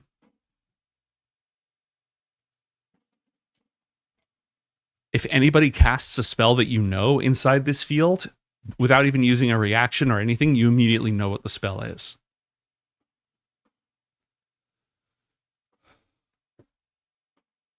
Okay, good. Very good. Excellent. Now he's going to walk you through using the join intonation. And this is going to merge the 2 separate fields that the 2 of you have created. And I just need to see if you have to make a roll for this or not. Nope. All right. Using an action, you merge the field with his. And the 2 of you, this is a concentration spell, so the 2 of you have to continue to concentrate on it. Now, cast a spell.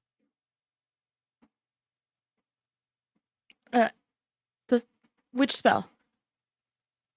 One that won't kill us. I don't have any of those. Oh.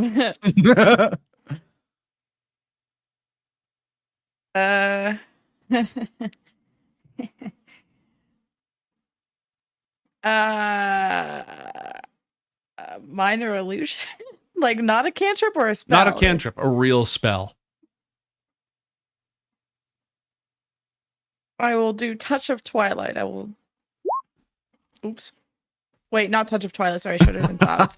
That's the bad one. Shudders and Clouds is the light one. Just changes lighting. Okay. Within 30 feet, right? If casted at a lower level. If I cast it at level 3, it could be more, but I don't care for this sake. Yeah, just cast it at level 1. Okay. He uses a reaction and burns a 2nd level spell slot to amplify your spell to 3rd level. So now it's very bright in here. I'm Exactly. guessing. And if the room was bigger, it would have a lot more space. Oh, good. We didn't explode. It's very bright in here now. Do you still have control over this? Do you want me to turn it down? At any time I can during the use duration, an you can action. use an action. Yeah, you can turn it down. Okay, turn the lights down. Okay. It occurs to me that this limited space is somewhat limiting for our experiments, but I do have one other that I know. Cast another spell.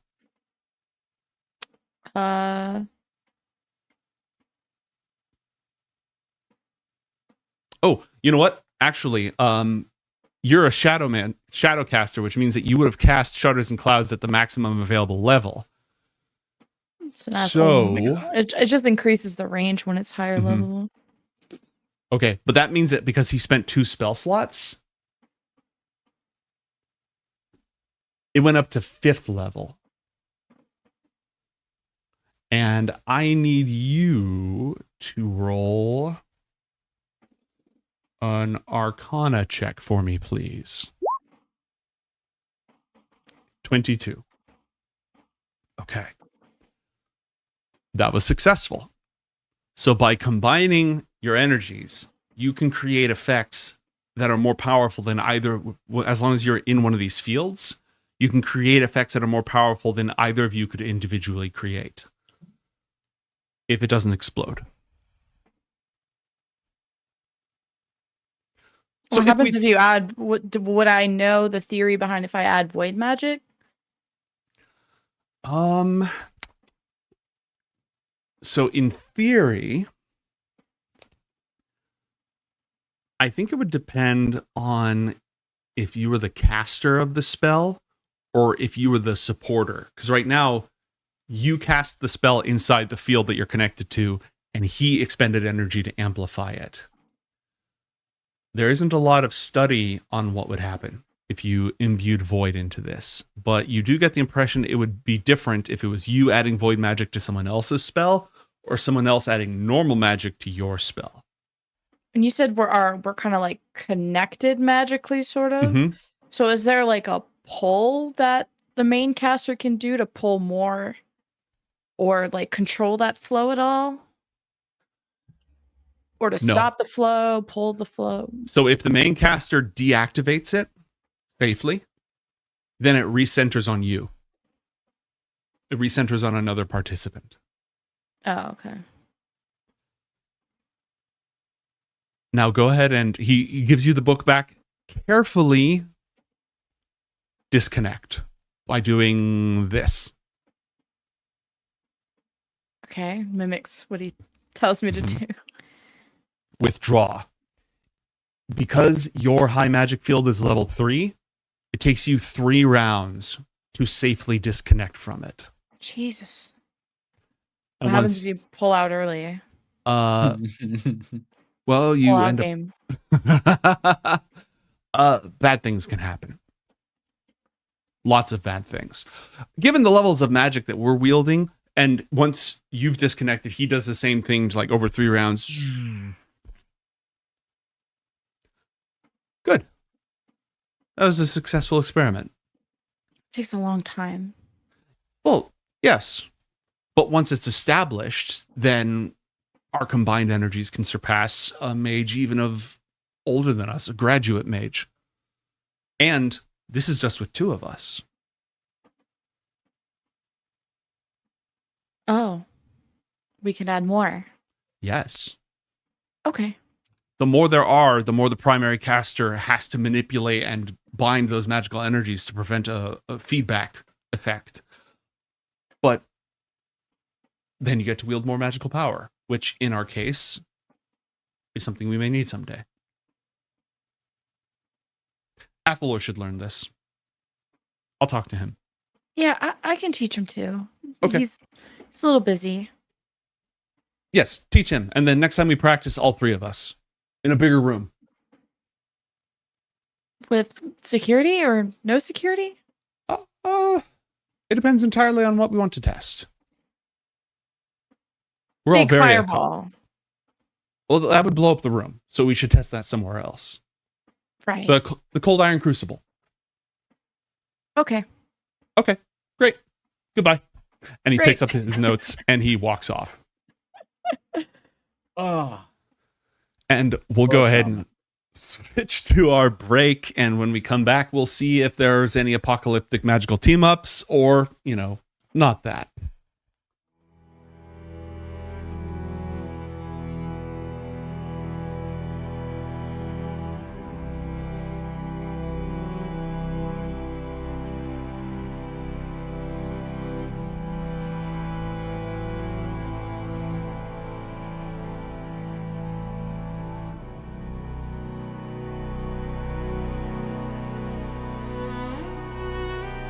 So that's great. I honestly don't get to talk that often. People don't really get to hear what I have to say. And let me tell you, I got a lot to say. I got couldn't even believe. I see a no one even pays attention to me. I'm just up in the trees doing my own thing. Except for Hootie. Hootie! Holy that dude. He got some that he wants to tell you. I'll tell you right now. Oh my gosh. That bird's got mouth on him. You think I'm like this? Oh my goodness. If looks could kill, that bird would be the most dangerous thing in this entire forest. My God. So they're going to work on an item that will permanently maintain that spell for you, or some other long-term solution. I was gonna say, damn, they trust Athalor to not just pop that shit off like Lord of the Rings style. Yeah, that's a lot of trust in a teenager. Well, they haven't mentioned the fact yet that they're probably going to implant a spike in his heart or something with the effect on it. Yo, Who Chainsaw knows? Man mode.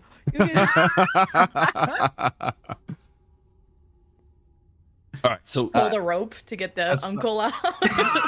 Actual chain Uncle Man. You've seen the man from Uncle. But now the uncle from from the man. Good Lord. Do minor illusion and create a top hat, milady. Just like, just walk 10 feet away and then Need her. She's so angry.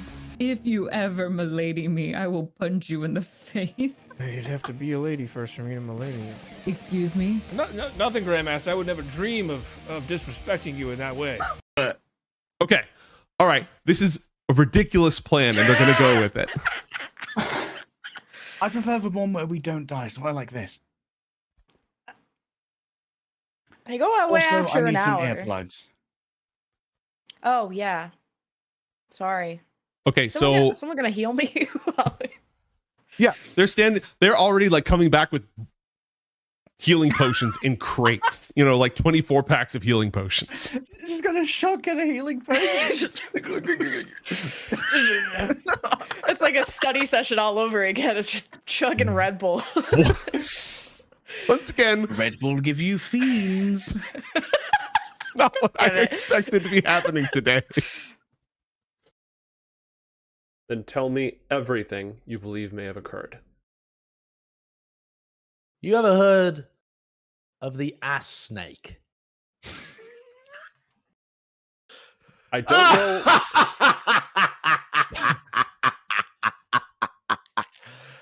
Oh, he said ass snake. I don't know what they preach where you come from, mortal, but that's not actually a problem. We don't really care. That's, Whatever keeps being alive joyful, you keep being alive joyful. That's not my concern. I take a closer look, but do not touch it. Again, it's about yay big, beautifully carved, smells like fresh cedar. Like it's very aromatic with that almost sweet wood smell, and clearly hand carved, handcrafted. Oh my God. The lid slides off. It's carved into grooves on top of the box. Could be a mirror in there. Okay, who did that? My bad. I just Who saw a did card. I thought it was cool. It was I not supposed to click that. This is why we don't let you drive the car. It was just like, cool, there's cards. And it was the void too. That's like. Oh.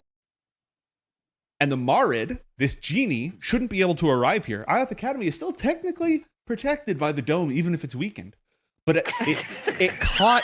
I know, yeah, most protected place on Earth. Been attacked 12 times this year. Sue me. Yeah.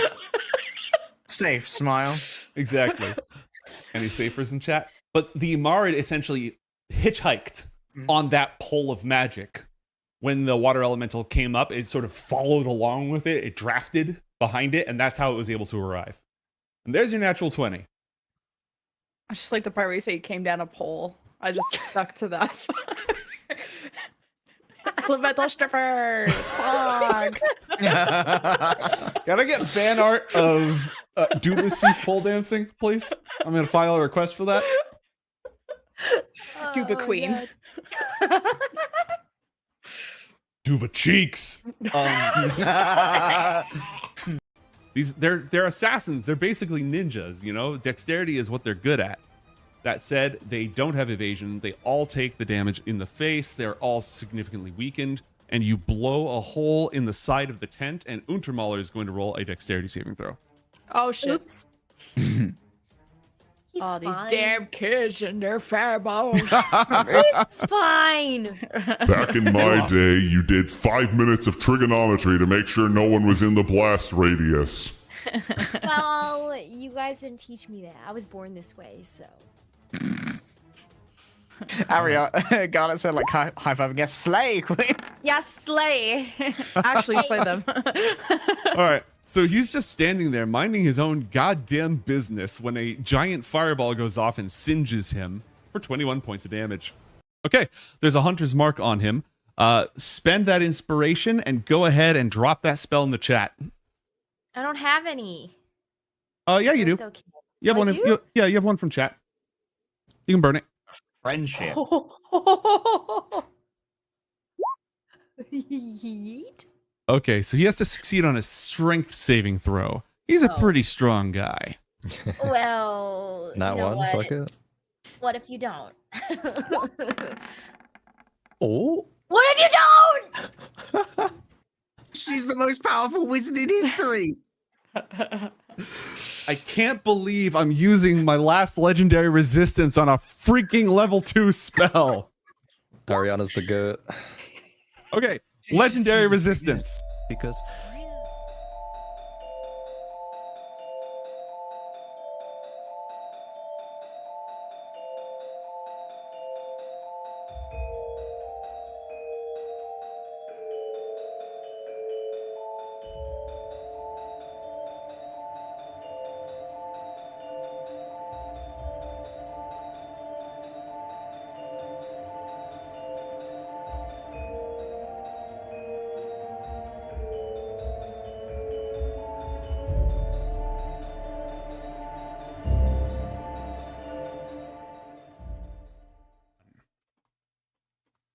Welcome back to Book of Dawn, Ioth Academy, where time is actually passing. Someday, perhaps, trauma year will be over. It could happen to you. Before the break, our heroes were investigating the mysterious disappearance or escape, perhaps, or kidnapping. The jury's out, looking at escape, but the jury's out, of Hadarai on Onderud, Athalor's father. Between investigations, they're resuming their studies at school after the devastating blow dealt by Ioth Academy against the machine city of Defraxis, preventing their military invasion, and the rescue of the sage after the disastrous Battle of Onderud, most of the major threats seem to be at least biding their time, although never that far away and never truly gone, leaving our heroes time to study celestial runes, abjuration magic, and the art of high magic, which Garnet just experimented with a Lozrin. Just enough to tap into its power and not explode. There's still a lot of mysteries to be delved into there, but the ability to combine magic with other students or mages could be extremely powerful down the line. Where were my notes? Oh, they're there. All right. Last we left our heroes, 1 week had passed by. None of the... What shoes are you waiting to drop, by the way? I know you're waiting to hear about, like, what happened to Hadorai and where is he? And what are those wretched infernals doing? But, like, what else is sort of hanging over your heads right now? There's student shenanigans I'm going to do after this. We've got, in particular, how are we dealing with the Dark Academy? Because the adults have been saying, like, oh, it's happening, boys. So we're like, okay. Right. Oh. So I think they told you, and if not, I'm going to have them tell you, that Ioth has claimed dominion over the Dark Academy. So at this point, whatever action the Ioth Academy takes against them could be seen as an act of war. Now, it's not like the Academy is on good terms with Ioth or any province of the Iron Empire. But is that a problem? Is that someone they want to instigate right now? It's kind of a big question. So, the jury's out. Ruined when she got it. They can have it. Yep.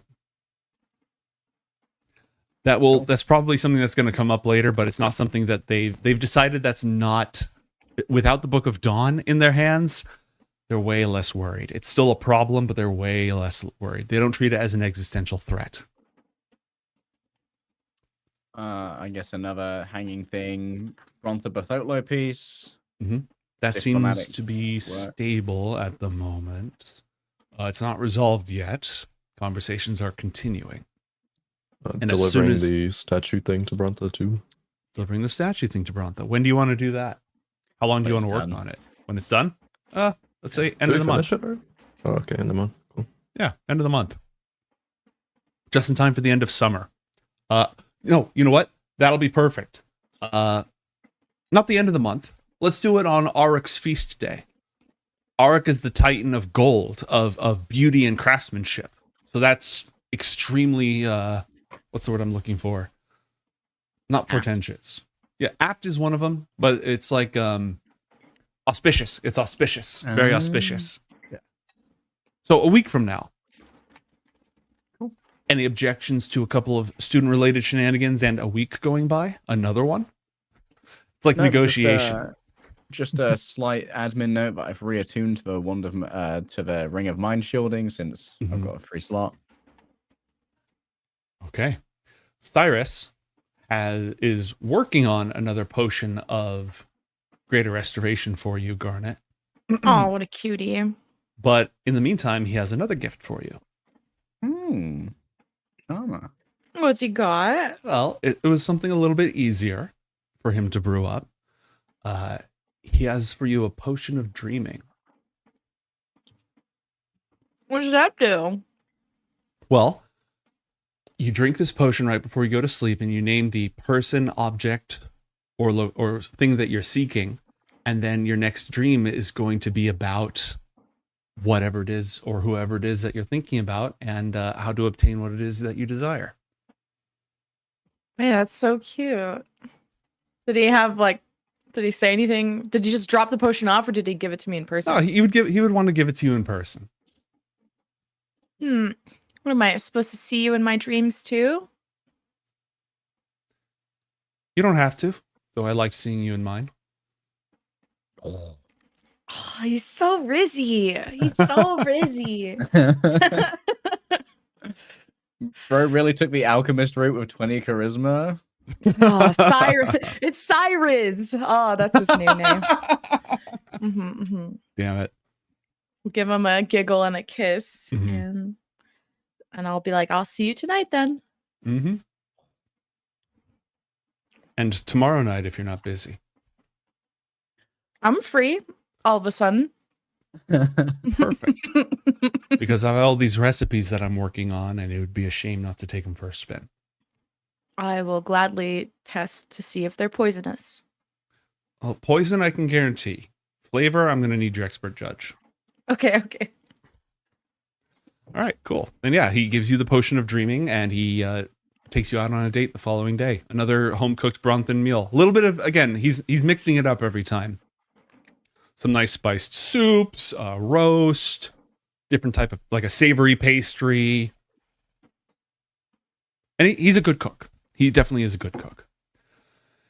And then... It's going to be very lovey-dovey with him the whole time. Right back with you. Right back at you. And then, in the Codex meetings, seems to be in a good mood. Because he doesn't have an annoying ass roommate. Cryus wasn't his roommate. Was he his? Yeah, I think Cryus had it. No, Cryus was rooming with somebody else, like Ned, I believe. Yeah, I believe he was rooming with Ned. Yeah. No, The he's hat in guy.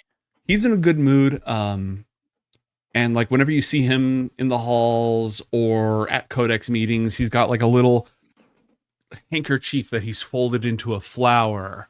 Really nice new brocaded shoes that he's wearing.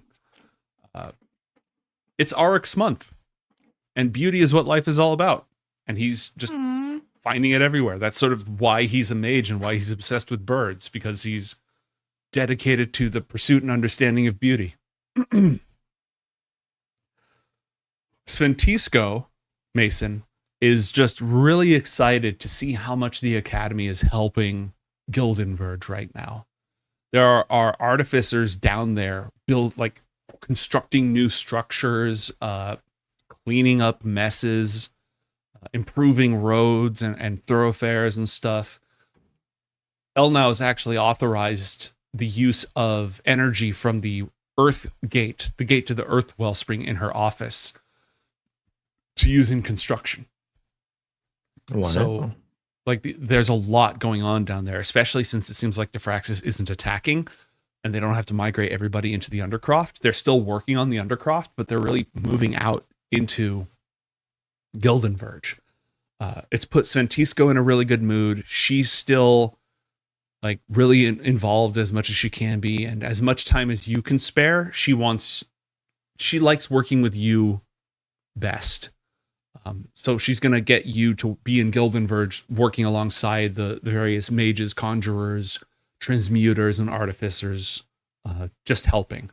And you can tell... Go ahead. I'll say just in the downtime where Mantra's not just studying and stuff, would definitely be spending a lot of time helping out in Gildenverge and stuff. And I imagine most of the kids John would be happy about this too, and doing their part in helping. So yeah, I'll try to just facilitate that. Cool. Roll an insight check for me, please, Mantra. Okay. Insight. 13. Okay. You can tell that she's in a good mood. You can tell that she has that sense of purpose, of meaning to her life that she likes. And so it's keeping her content for now. Nice. That is all I'm willing to say at this time. Okay. What was the thing that you asked Cryus to work on after he was being an asshole? You remember, Garnet? I think it might have to do with the high magic. But don't quite. I forgot. I'll check my notes. I just want to let you know that he's intensely working on that. He is extremely reclusive. He still shows up to Codex meetings. At the Codex meetings, he's taking careful notes on what everybody's working on. He's not asking about grades, even as classes slowly start to come back. He's completely ignoring grades. All he's interested in is everybody's independent projects and research. And he has a lot of questions about, how are they doing on them? Why isn't it going faster? What's stopping you? kind of a little bit insistent, nosy, and demanding, but with a focus on helping people overcome whatever obstacles they have in their research, just not being super kind about it. And that's all he talks about. Like he go ahead. Oh, sorry. She'll probably see this as like a good push, like for people to try and surpass their limits. It takes some tough love. I think she's been around that.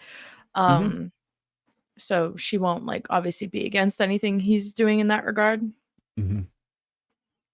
Cool. And go ahead, Athalor. Can Athalor ask how Cryus is doing at his new digs? What? Fine. Has it not been anything concerning you moving to a new place around new people? Is it just you and the books? Yes. Yes, precisely. I don't have a roommate. It's ideal. Does he look like he's been sleeping? Roll a medicine check. Oh. Okay. No advantage, just regular. He's alive. Can confirm he's not dead.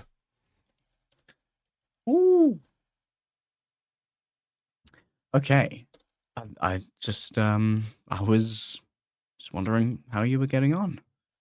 I'm glad that you've recovered. Most of the current obstacles have been removed or bypassed. So yes, making progress. It's good. What's blocking you? Do you have any any obstacles? No, just some family drama, but I can't really. That is an obstacle. Help from here. Yes. Not my business. Don't care. If there's something that is my business, notify me, and I will assist. Provided that it's for the advancement and preservation of Ioth's legacy and the continued magical development of this organization. Apple does a very theatrical bowing of his head and returns to his Garnet clique. And Cryus goes back to his books. He like literally shows up for the Codex meetings, asks everyone what they're doing, and then goes back to the Tower of Mist to not deal with anybody. Okay. Another week passes. You are in the enviable position of having time. Classes are starting to resume, again with this modified schedule. There are whispers going around because in 17 days, field trips are supposed to happen. Depending on the class, the elective that you're taking this year, to the other world, the overworld, the underworld, or important battlefields, or in Untermoller's case. Is Untermoller teaching his class? Occasionally. He has a sub popping in to cover for him. Chad Chadius is like, all right, everybody, I need you to turn to page LBI. Wait, no, hold on. That's 731. I had that upside down. My bad, everybody. 731. Yeah, 137. And we're just gonna go ahead and talk about the use of battle scale magic by entire realms during large scale deployments.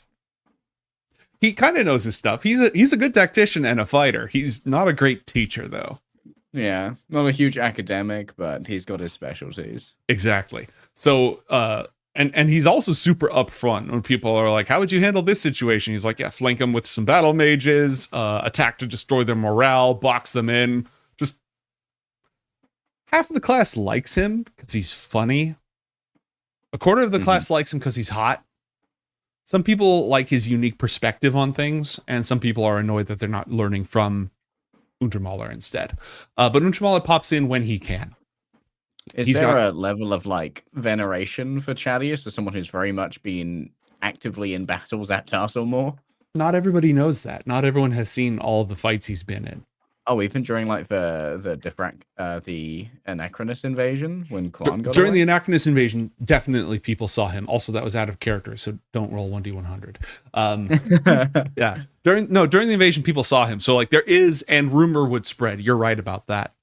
He has a very just doing my job attitude about it.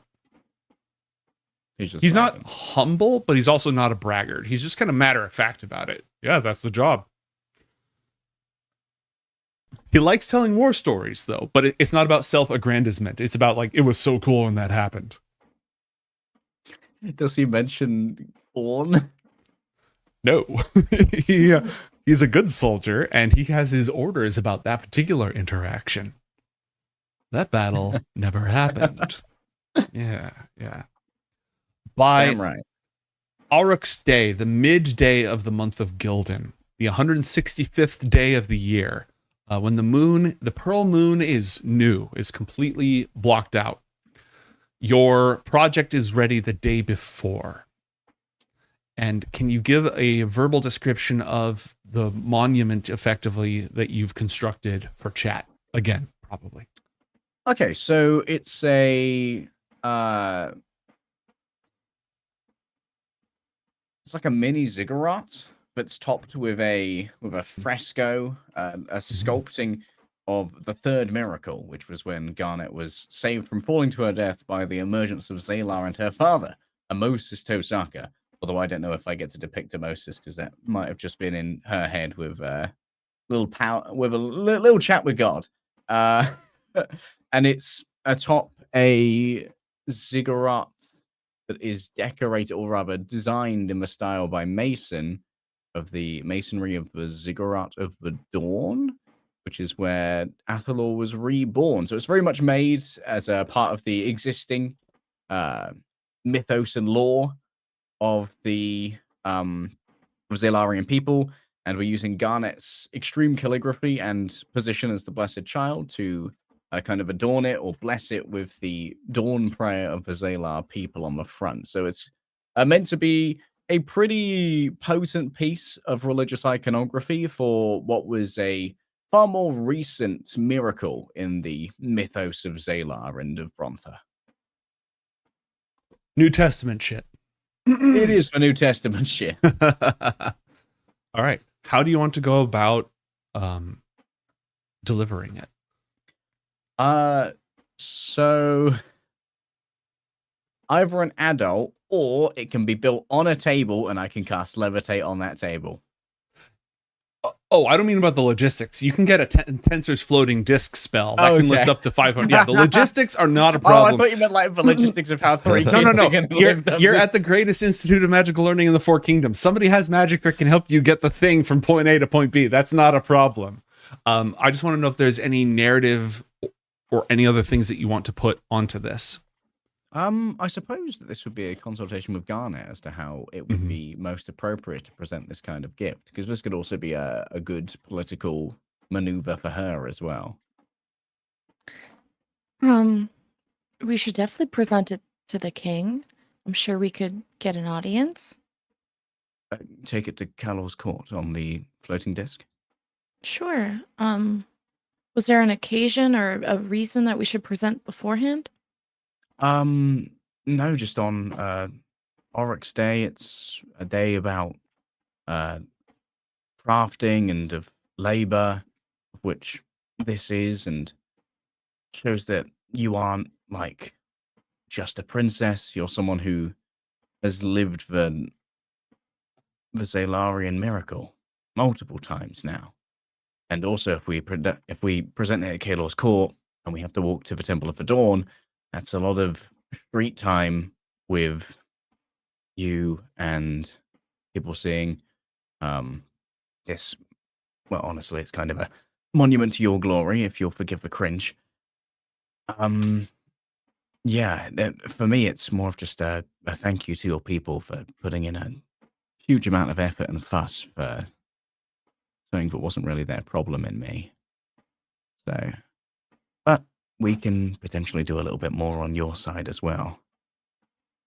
Well, I appreciate it, and they will love this. I think it's amazing. Yeah, I think that it's gonna be a real treat for them to see because obviously, like, I always felt a little bad that one of the primary miracles of Zalar happened 500 miles from Brontha. We really got to see it. I think we did a good job of recapturing that, though, as well as we could have. Good idea, Athalor, and all came together, and I think it's going to be nice. Yeah. Do you need to ask your mother for? No. All right. Easy. I will just send a message for an audience and have you all present it. I'll be there cheering you on. Thor is somewhat bewildered by Garnet not wanting to take the lead. Like, okay, yeah, that'll be fine. You sure you don't want to have a hand in presenting it? It just feels like a self high five with presenting a statue with me in it to a king. I can understand that. Okay. It's your work. I had a small part of it, and I will have a small part in cheering you on. So, yeah. Okay. Yeah. Athol seems slightly amused now at the idea of Garnet presenting a statue of herself. He didn't really think that one through as much. The greatest gift I can possibly give you, me. Like, Matt Blood was not thinking. And yeah, I guess we go to Brontha via the usual zippy means. With a Tensor's floating disc with a big ass cigarette on it. Yep. Do you want to request a warden escort? Yeah, why not? Make it like an official Ioth Academy thing. Look like this is from us to you. Do you want anyone else in the faculty involved in this? I feel like we should bring Al now, right? If she wants to come, she is super welcome. She might not want to come, but she probably should, right? Yeah, because we should establishing those relations between either Ioth her Academy and or Brontha. Untamola. Yeah, the moment you bring it up to her, if Garnet's in the room, she kind of side-eyes Garnet, and then she says, I believe this would fall under the auspices of the office of our chief diplomat. You could just be there for fun and support. I could be there for support. I can't be there for fun. Support works. That's I really like that. adventurous thinking.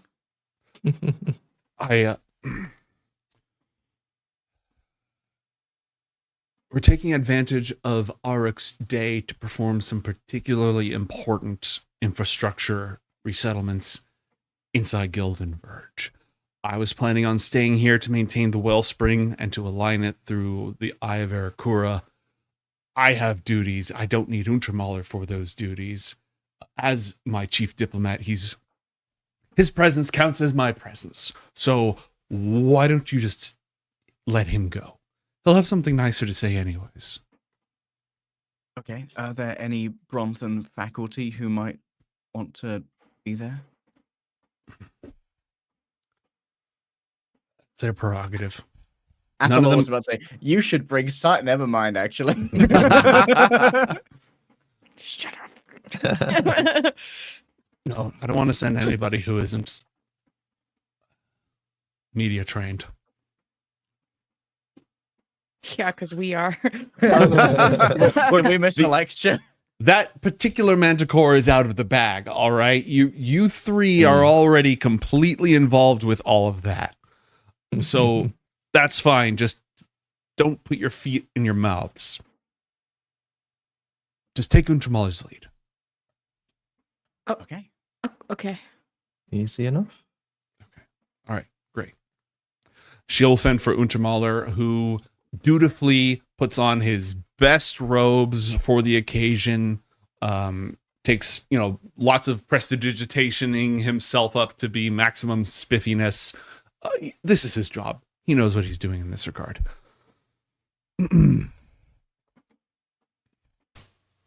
Now, Garnet, Are you coming with us or staying behind? Of course I'm coming. I want to see their reaction. All right. Very well. Athalor and Mason, this is your gift. Yes. I plan to speak officially on behalf of the Academy, and then I will pass it over to you to say your words as the creators. Understood? Okay, seems simple run of show.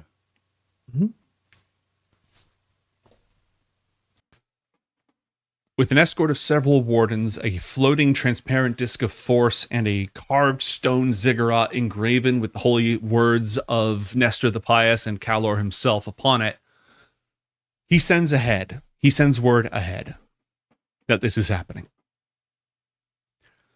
You pass through the teleportation circle with the usual flash and that sense of weightlessness beneath your feet. And immediately upon arriving in the fortress, you see there's already a bit of a hubbub. It's all official hubbub. Phoenix Knights, the like. Marison is there. And she bows and greets Untermaler, representing the priest king for the moment in this place of strength. And she welcomes each of you by name as well. Mantra of the tribe of Oryx, Athalor on Onderud, my beloved daughter, Garnet Tosaka. And she gives each of you a slight bow before leading you.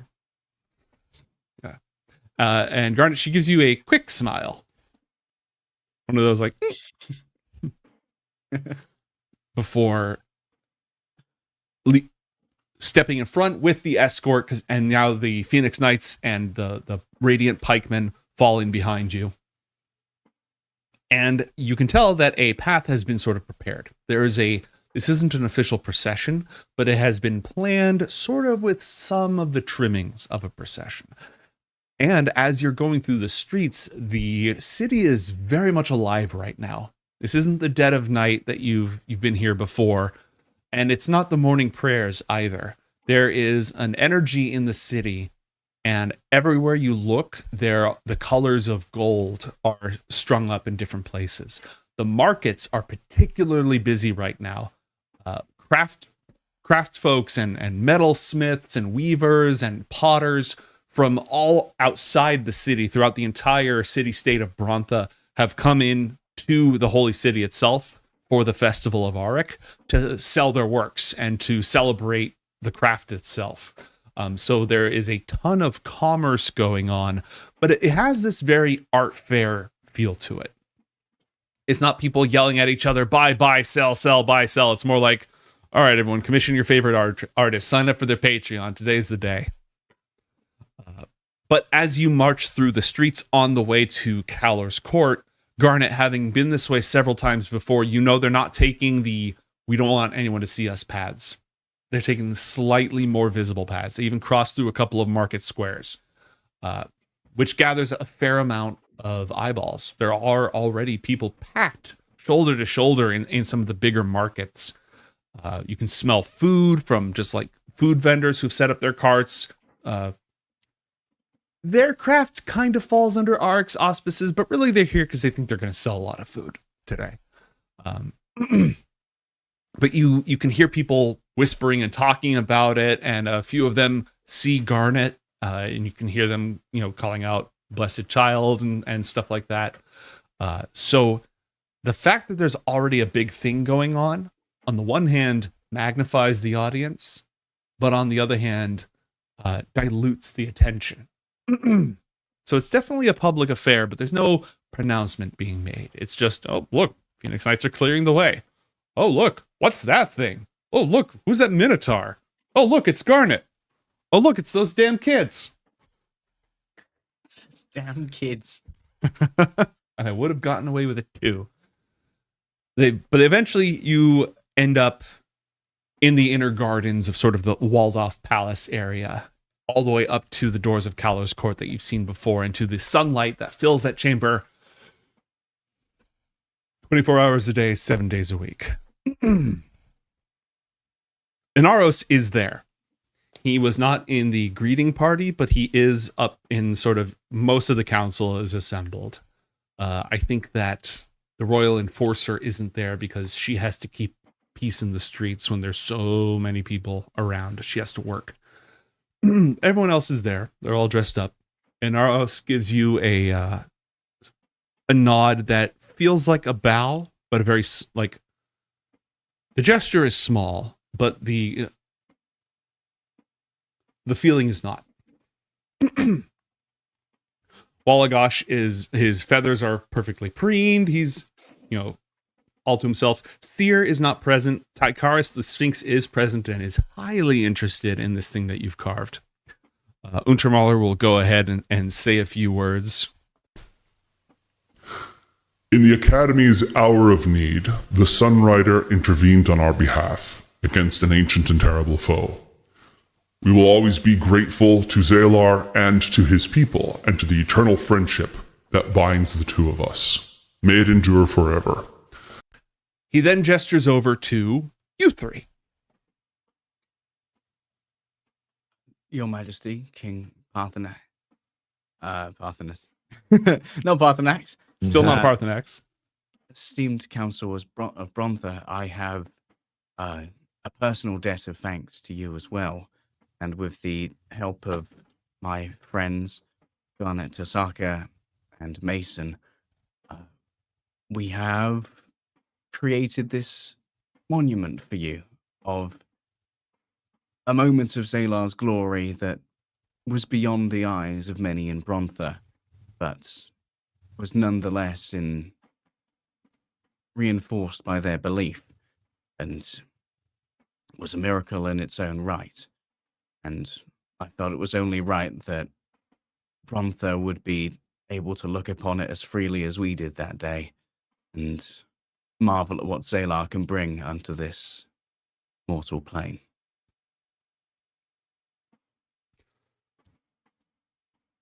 The light of the Phoenix is meant for all the world, not only Brontha and our people.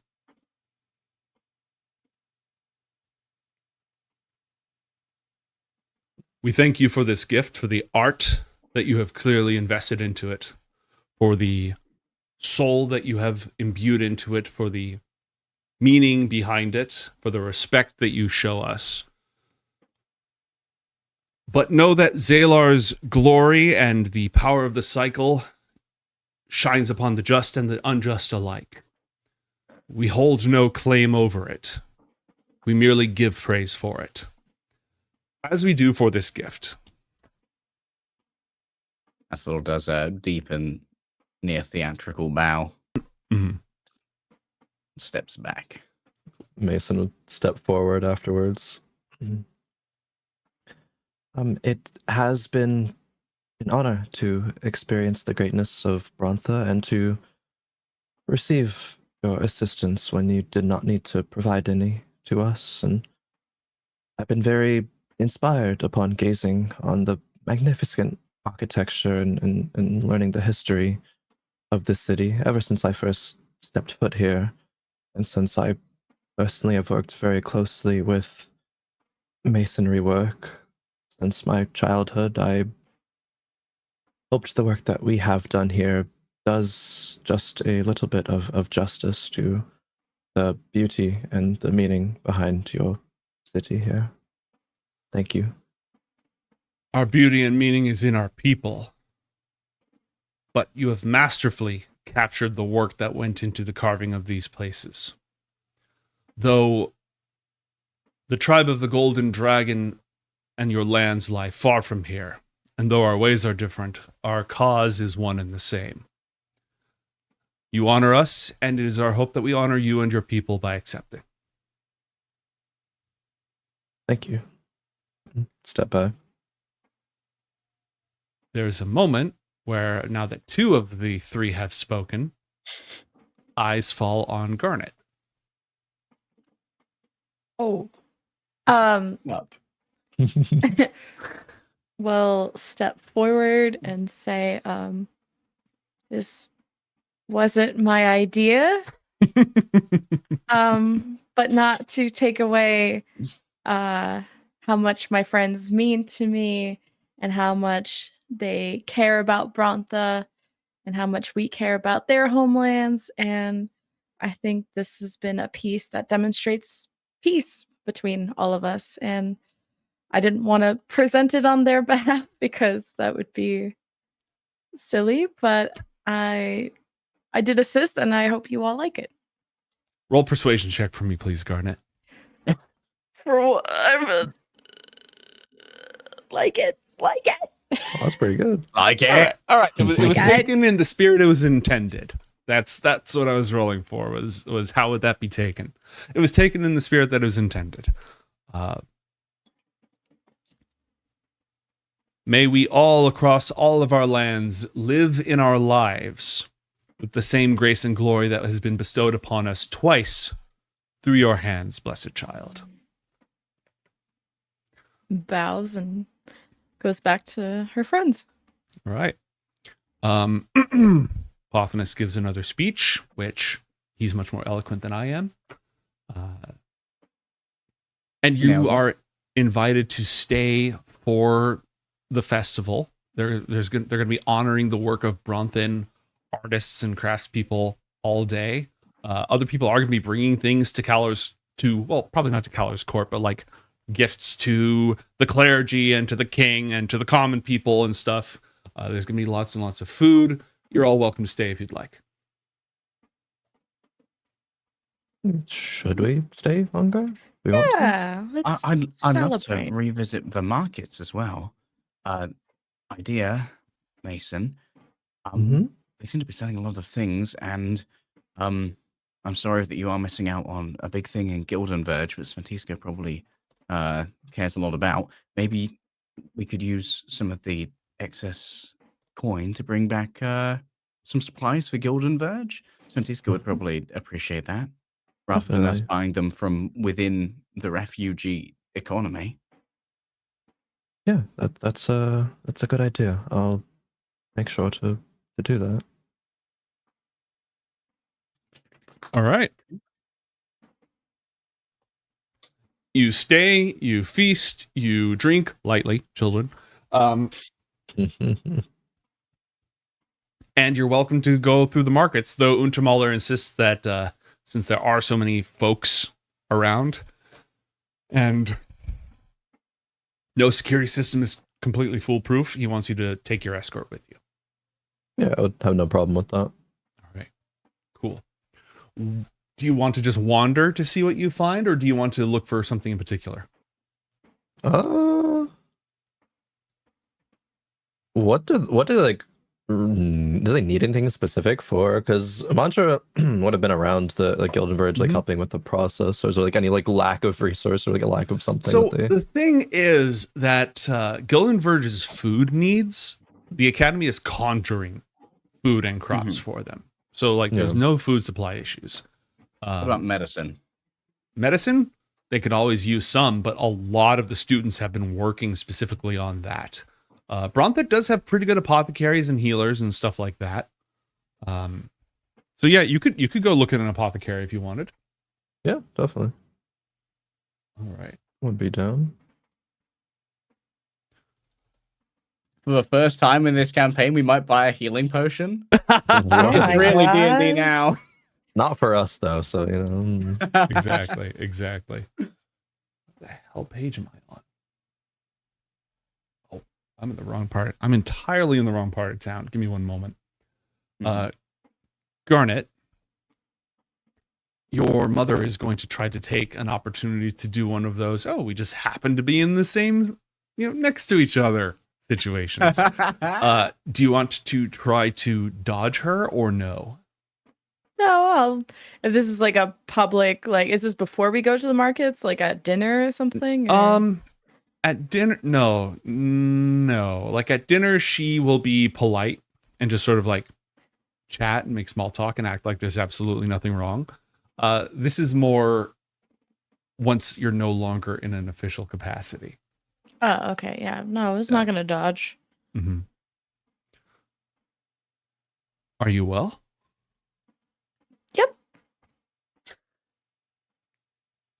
Good, good. Have your studies started back up again? Slowly. Mm-hmm. And those are going well. Yep.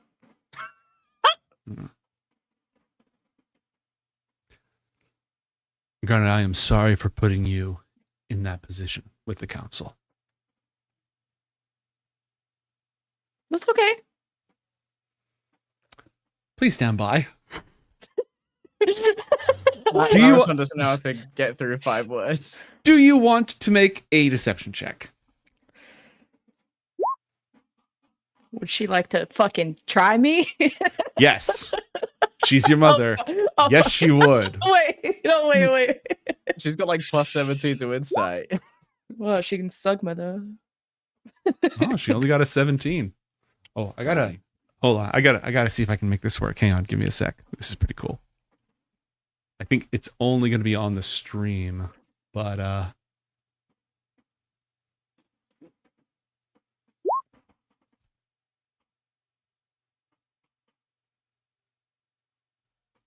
all right, it kind of worked. The dice. Oh, Yeah. cool. New I'm just dice gonna- just dropped. I'm just gonna roll again. Oh no, if I roll it in here, it's because it renders differently based on what window I'm in. I see. Oh, Are these for Oh, and- Zaylar dice? There aren't yet. there's some shiny dice. Okay, there we go. There we go. No, these are the prototype Athalor dice. Whoa, cute. Yeah. Beep cooked these up. Oh, that's sick. Yeah. Okay, I I had got no idea this was happening. surprise. I got permission to use them on stream. Yeah, they sparkle. They look like Yay. constellations. All that stuff. Yeah. Oh, I dig Cool. that so much. I'm glad that worked. I'm glad that worked. I'll have to try that more. Okay, so you said that's okay. She failed her insight check. She's not dumb. How do I reconcile these things together? I think it's like she could probably sense the vibe that Mm-hmm. it's obviously a mask of some sort of being very Mhm. nice and cordial, but there's Mhm. more to be said. Garnet would always have more to say in this situation, but it's Mhm. keeping it short.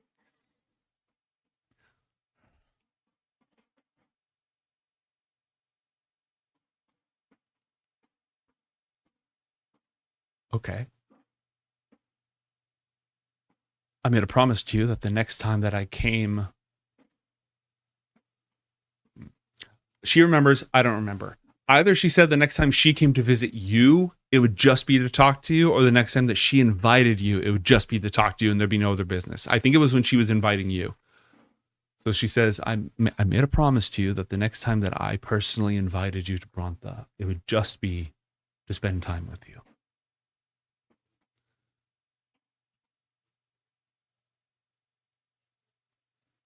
Would you come see me next weekend? Sure. Wonderful. Okay. I'm glad love you you. keep your promises. I love you. And she'll sort of go off. Just and turns drift around away. and goes back without saying it back. Ah. All right. Meanwhile, Mason and Athalor are looking over this the apothecary who's brought in all these beautiful, like, things are in unpolished urns made with the clay from Gluckmore and things carved from the stones of Mazru. And I grew all of this with imported soil and enhanced with the light of the sun channeled through druidic magic. What is it that you seek? Probably something that can be not like super concentrated powerful, but can be spread around a lot of people, because like for like all of you on the verge, so like a bunch of like different kinds of, like, I don't know, like herbs, poultices, like things like that could be like yes. No, Yeah. I see exactly what it is that you need precisely. Let me see. And the merchant will go ahead and adjust the bandana that they're wearing around there and go through things. Star Spine, Ember Tear, You're talking about scale, yes, my young friends? Scale. Mhm. Okay. These probably would not be, these are for refined applications, which I'm sure you could utilize, but perhaps may not be what you're looking for at the moment, yes? Comfrey, horsetail, mint, and sage. These I have in abundance. Mantra, roll 1d4 for me, please. Alrighty. 3. 3. And because I have this set up, I'm going to roll this one. Mm. I got a 4. Was I supposed to roll that there? Yes, I was. Okay. The merchant has 30 pounds of kind of your run-of-the-mill common herbs and another 20 of uncommon herbs. And there's also much, much nicer things, but there are only a handful of those. This isn't a bulk shipment. So kind of figures this may be more in what you're looking for. It's 5 silver a pound for the one and 5 gold a pound for the other. Okay. Scrounge that together, I think. Mhm. Athelor looks at Mantra and just like gives him a. There's money. I promise. There's money. So 30 pounds at 5 silver each. That's going to be 15 gold. Yeah. And then, so 19 gold total. Easy. Mhm. Athelor follows up on this. I was looking for maybe something more leaning towards longevity and skills generation for a population. Maybe some herbalism kits, if you have any. Absolutely. Roll. Oh, no, I'll do it. The shinies. Yeah, give us shinies. 4 herbalism kits at 5 gold each. 20 gold for that. Cool. Add it to the floating disc. And healers kits. Oh, yes, healers kits. Comes out to 2. 2 healers kits, 50 gold each. Cool. All right, that's 139 gold spent. Do you reckon they'll need any other tools? I mean, we're in Brontha. Surely the mason's tools here would be fantastic. Now, hold on just a moment, my young friends. You clearly know what it is that you're doing, and I commend you for what it is that you're bequeathing upon the people where you come from. But I can tell you're very well educated from the academy. Perhaps there's more specialized, more refined, more specific things that I can help you with, things that you'd be able to take advantage of with your skills and expertise and higher knowledge. I have a great array, some potions already concocted, a variety of medicinal, herbal, and beneficial teas. Perhaps even, well, you wouldn't need anything like that. But yes, I have like what? Athelor presses on his reticence to tell us about the last Well, category. you are in the business of saving lives. Yes. Try. Right. So nothing counter to that purpose. No. Sometimes one begets the other. Quite true. Quite true. Athelor does not go with Mantra's leading.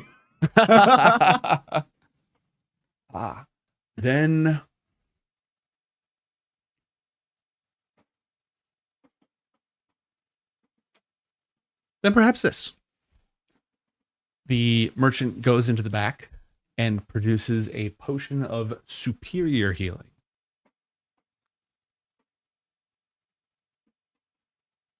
That seems quite magnificent. Now, I'm sure that all of you know the quality of ingredients that go into an elixir this concentrated.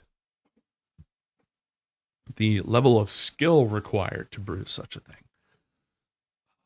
I know not what you have access to at your home, but for the good that you have all done and to honor the blessed child for gracing us with her presence. I would sell this to you for a mere 2,100. Insight check. Roll it. Flat 11. Nothing done. For 2,100? 2,100, yes. This will save the life of even a great hero. Oh. Obviously impractical for a populace, but when the lives of that populace are in the hands of its greatest defenders, this could turn the tide. What's the going rate for one of those usually? Oh, I got this one for free, and Athel pulls out the potion of superior healing that's already in my inventory. Ah, excellent. Can you get more for free? On that note, I was hoping you might have some manner of recipes to sell.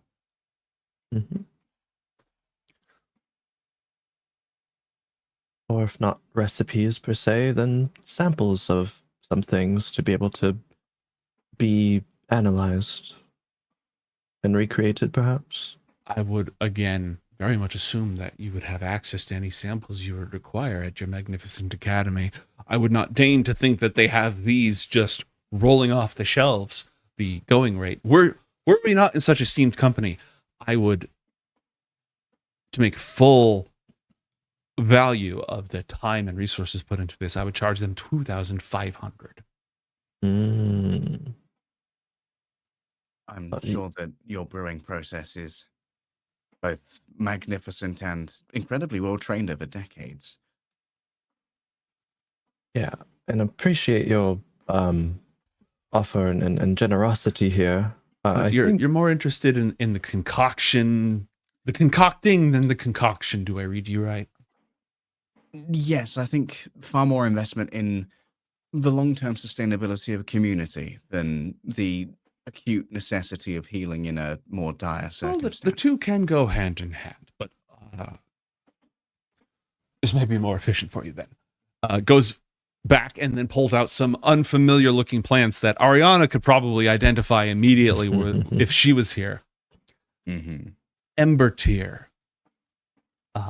Voidweave, this one's called. Looks to Garnet, if she's made her way in yet. Voidweave. She has. Oh, she has made her way here. Hello. What you guys buying? Herbs and stuff. Yeah. Voidweave? Have you ever heard of Voidweave? Have I heard of Voidweave? Roll a nature check or an alchemist's tools check. Oh, I have proficiency in alchemist supplies as well. Yeah, go ahead. Okay, 20. Voidweave. No actual connection to the void. It is, but it is associated with death and necrotic effects, which can be used to make, necromantic stuff, but it can also be used to target specific ailments, diseases in the body, or just to direct the flow of vital energy through the body through other means. And give me that alchemist's tools check. 15. A 15. Okay, these are definitely useful for concocting potions. These can be used. There's one batch that can be used for making rare potions, and another batch that can be used for making very rare potions.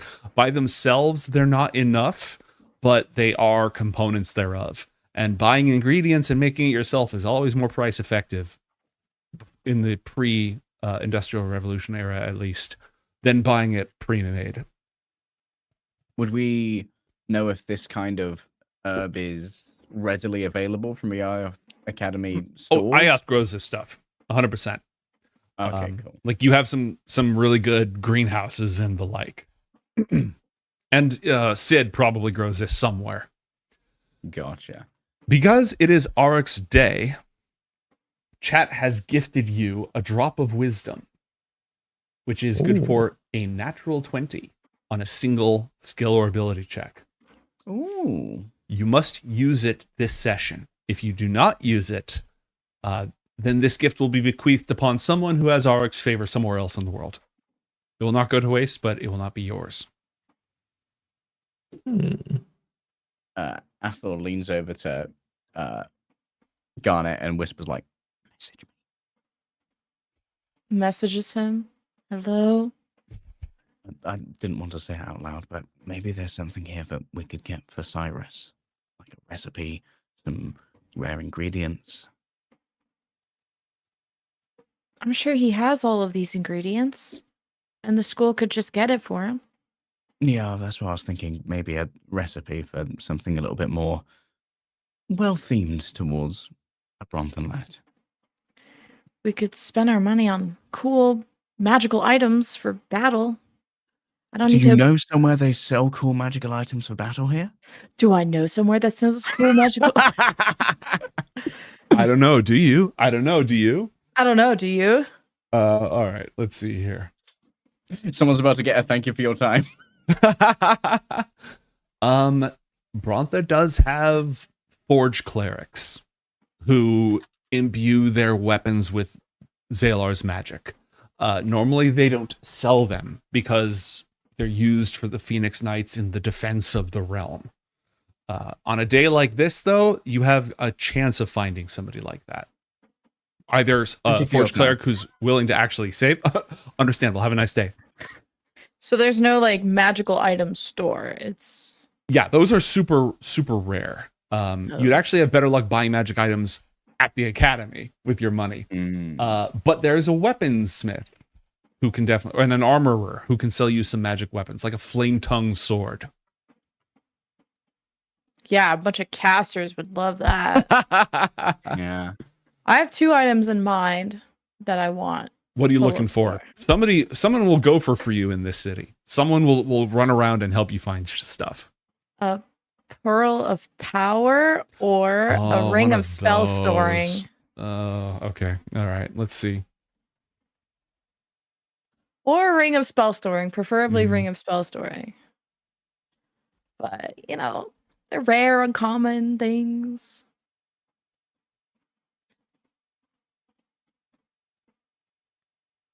Searching. Put in a favor this year, you know.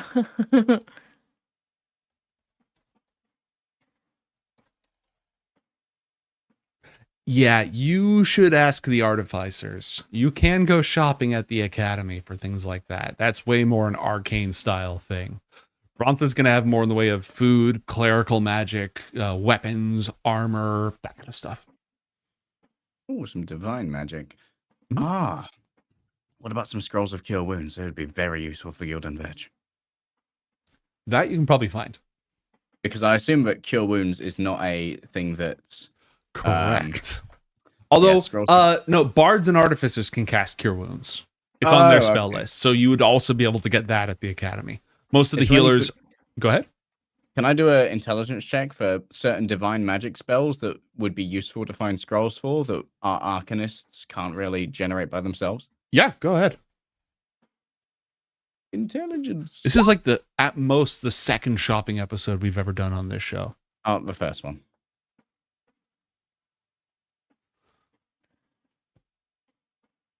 All right, a 15. Let's see, we'll do class cleric. Cleric.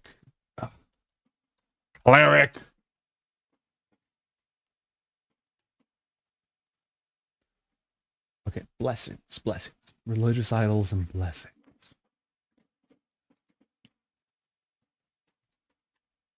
Death ward? I'm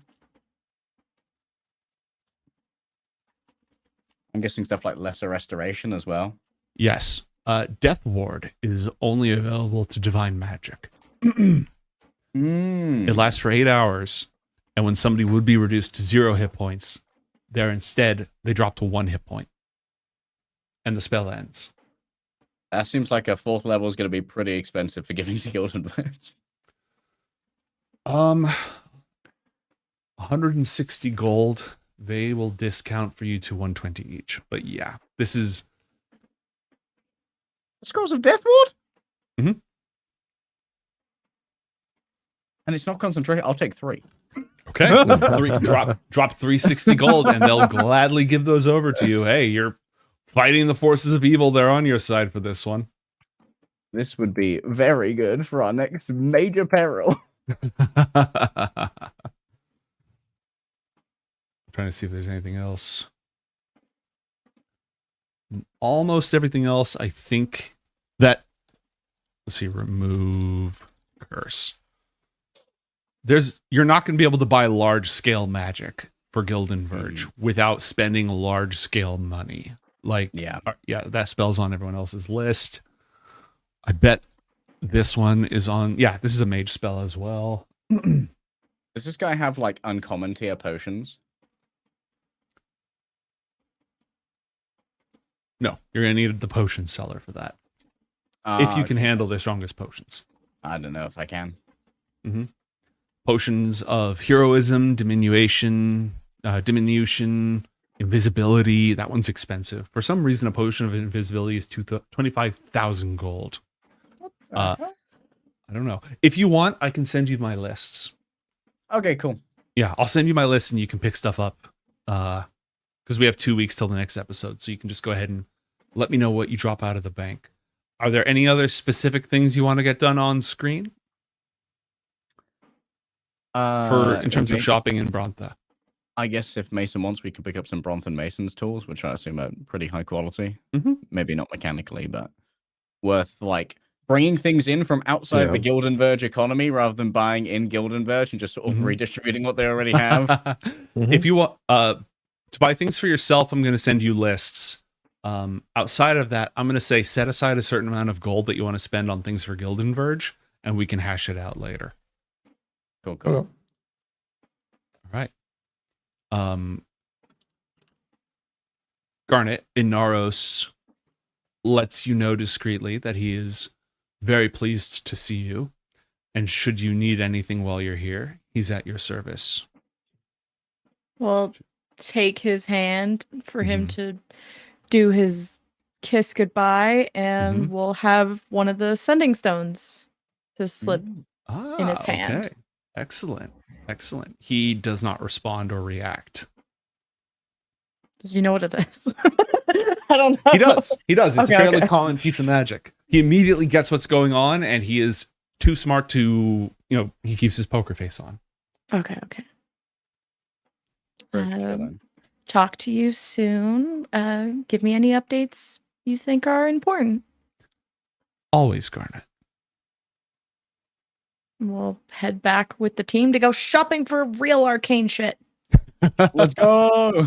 All right. So I'll send you shopping lists that you can do offline. Yep. And do you want to head home after that? Do you have any other things you want to do here? Athelor dumps off all of the things on Sventisco, like, go get your girl. Yeah, immediately be like, all right, peace, guys. Somebody gotta bring all this shit to Gildan Verge. I am helping. Yep. It's full. She is super happy for it. Stays up like really late working hard to get that distributed properly.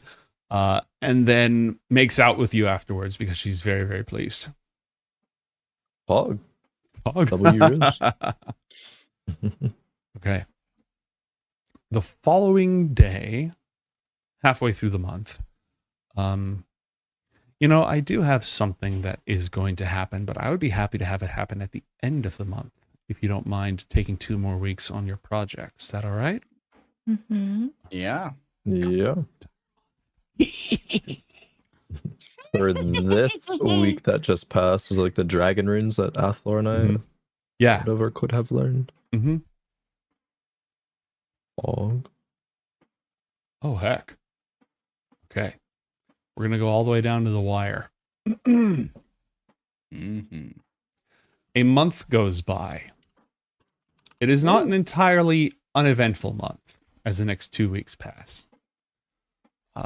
Word continues to stream in from the outside world about what's going on from time to time. The apothecaries and counselors of the school are doing health checkups on everybody.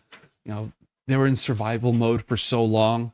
Given a little bit of space, they want to make sure that the students are just like okay, dealing with the trauma that's been inflicted on them by attack after attack, making sure they're eating. Some of you get called in for just checkups with the apothecary and just, again, seeing if you're all right, seeing if you're healthy. The rebuilding efforts in Gilden Verge continue. You see Darina and Renobi practicing some dance magic out in one of the courts. Life kind of goes on. Not quite like it used to, but it kind of goes on.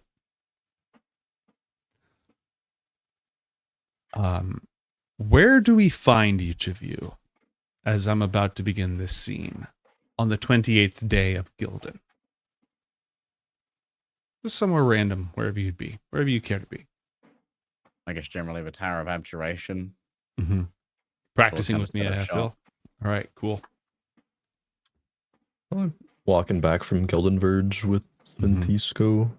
Okay. Talking about the next step in our, rebuilding efforts. She hasn't talked about leaving all month, ever since your last conversation. She's just been talking about Gilden Verge and helping out. Yeah. Garnet, what have you been that's her focus, so. Yeah. What have you been working on over the last couple of weeks? Probably studying void stuff and the void sphere stuff. And go in more detail offline. I can't think of anything. No, that's fine. Well, I'll have you make some checks and like give you some new spells if you succeed on them. And Elnau is good for it. You can tell she's kind of tired. She's been working really hard this month, spending a lot of time, again, as the acting Archmage, but not the official Archmage. She doesn't have the level of control to easily move all that power from the Earth Wellspring down to Gilden Verge. So it takes her a lot of effort to do it. Does she need an assist from the Quill? Yeah, actually, she could use an assist, and she'll go ahead and send word that she needs help with that. Cool, I'll give her advantage on checks from that, I guess. Cool. So she'd actually, let's go ahead and pull you out of Mia Hethel's office and bring you out to where she is instead then. Cool. Up in the Wellspring room. The use of the quill is extremely helpful. So back to that, Garnet, where are you on this completely normal day when nothing is going to happen? Maybe in the study room? Okay. Down in the crypts working on your void shit? Yeah. Okay. Athalor, let's put you in the office. All right. I'll put everyone in the office just for visibility purposes. Where did I put the office? There it is.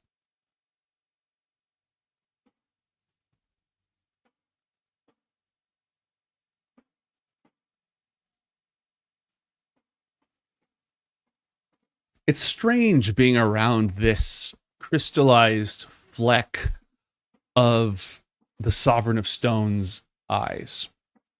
It's strange because you don't feel it anymore. The hunger. Yeah, it's gone.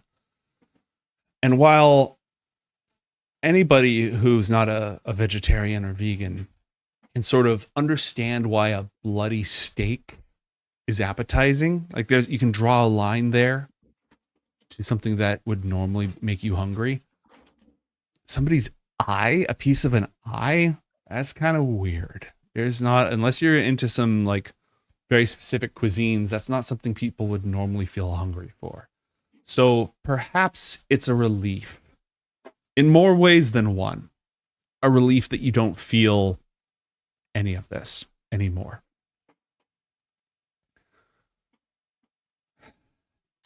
As let's put Elnau in here real quick.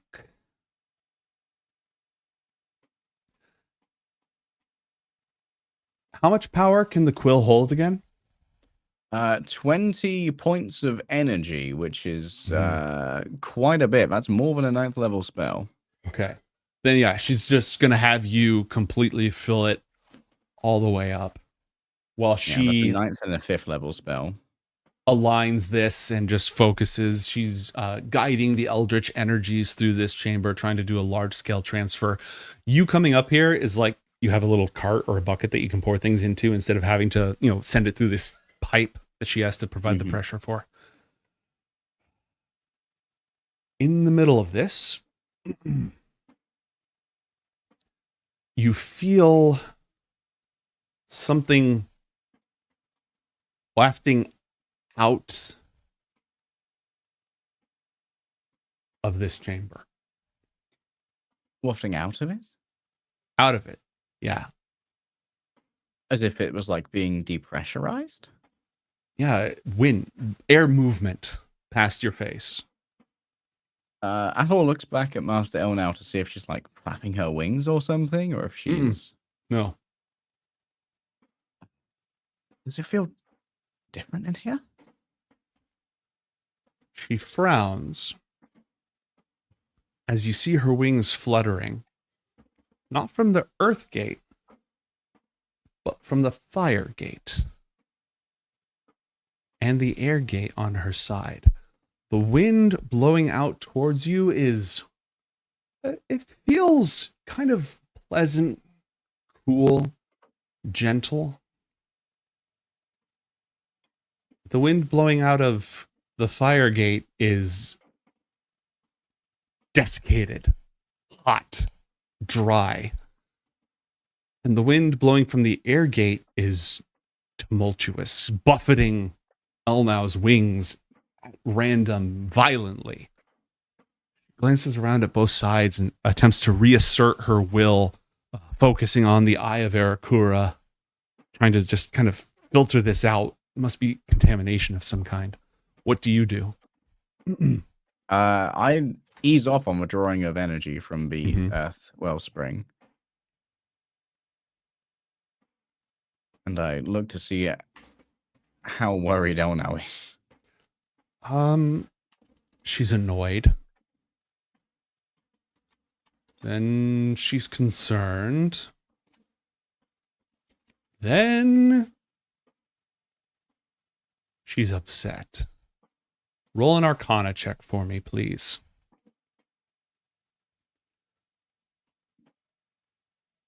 20. A 20.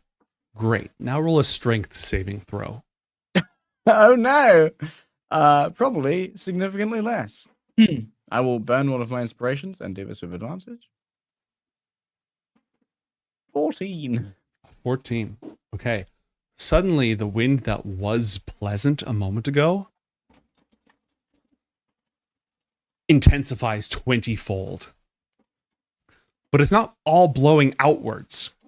It's swirling and churning like this huge storm just on the inside of the portal, driving up sand and dirt and earth in this like mess. And as it blasts forward and you put your hand up to hold onto the quill and to repel this blast, you realize power has stopped flowing from that gate. It's inert? Well, not inert, but has the control been severed? Elnau jumps out of the way as a brief gout of fire bursts out of the fire gate and then stops as if it's an arm reaching out and gets yanked back in. And a howling, awful tornado storm now churns inside the wellspring of fire. And the flow of magic has stopped. The wellspring, the gate to the wellspring of air, already a swirling vortex, is now a thunderstorm. But a thunderstorm that is almost with air pressure blocking itself up. The flow of power has stopped. I look to the eye of Arakura. Something happening in there? No. You don't see anything. No change whatsoever. And the water gate? Completely unaffected. What the hell?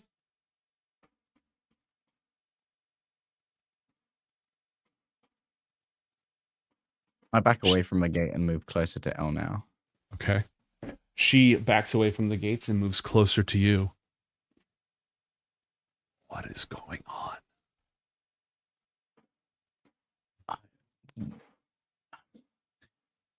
We should seal this room. Yes. And she's going to hastily move out and close the door behind her. Activate some wards on it. Garnet, roll perception check for me. Me? Oh shit. Yeah. Okay. Do you normally have the door closed in the crypt? Probably not, since no one goes down there. Okay.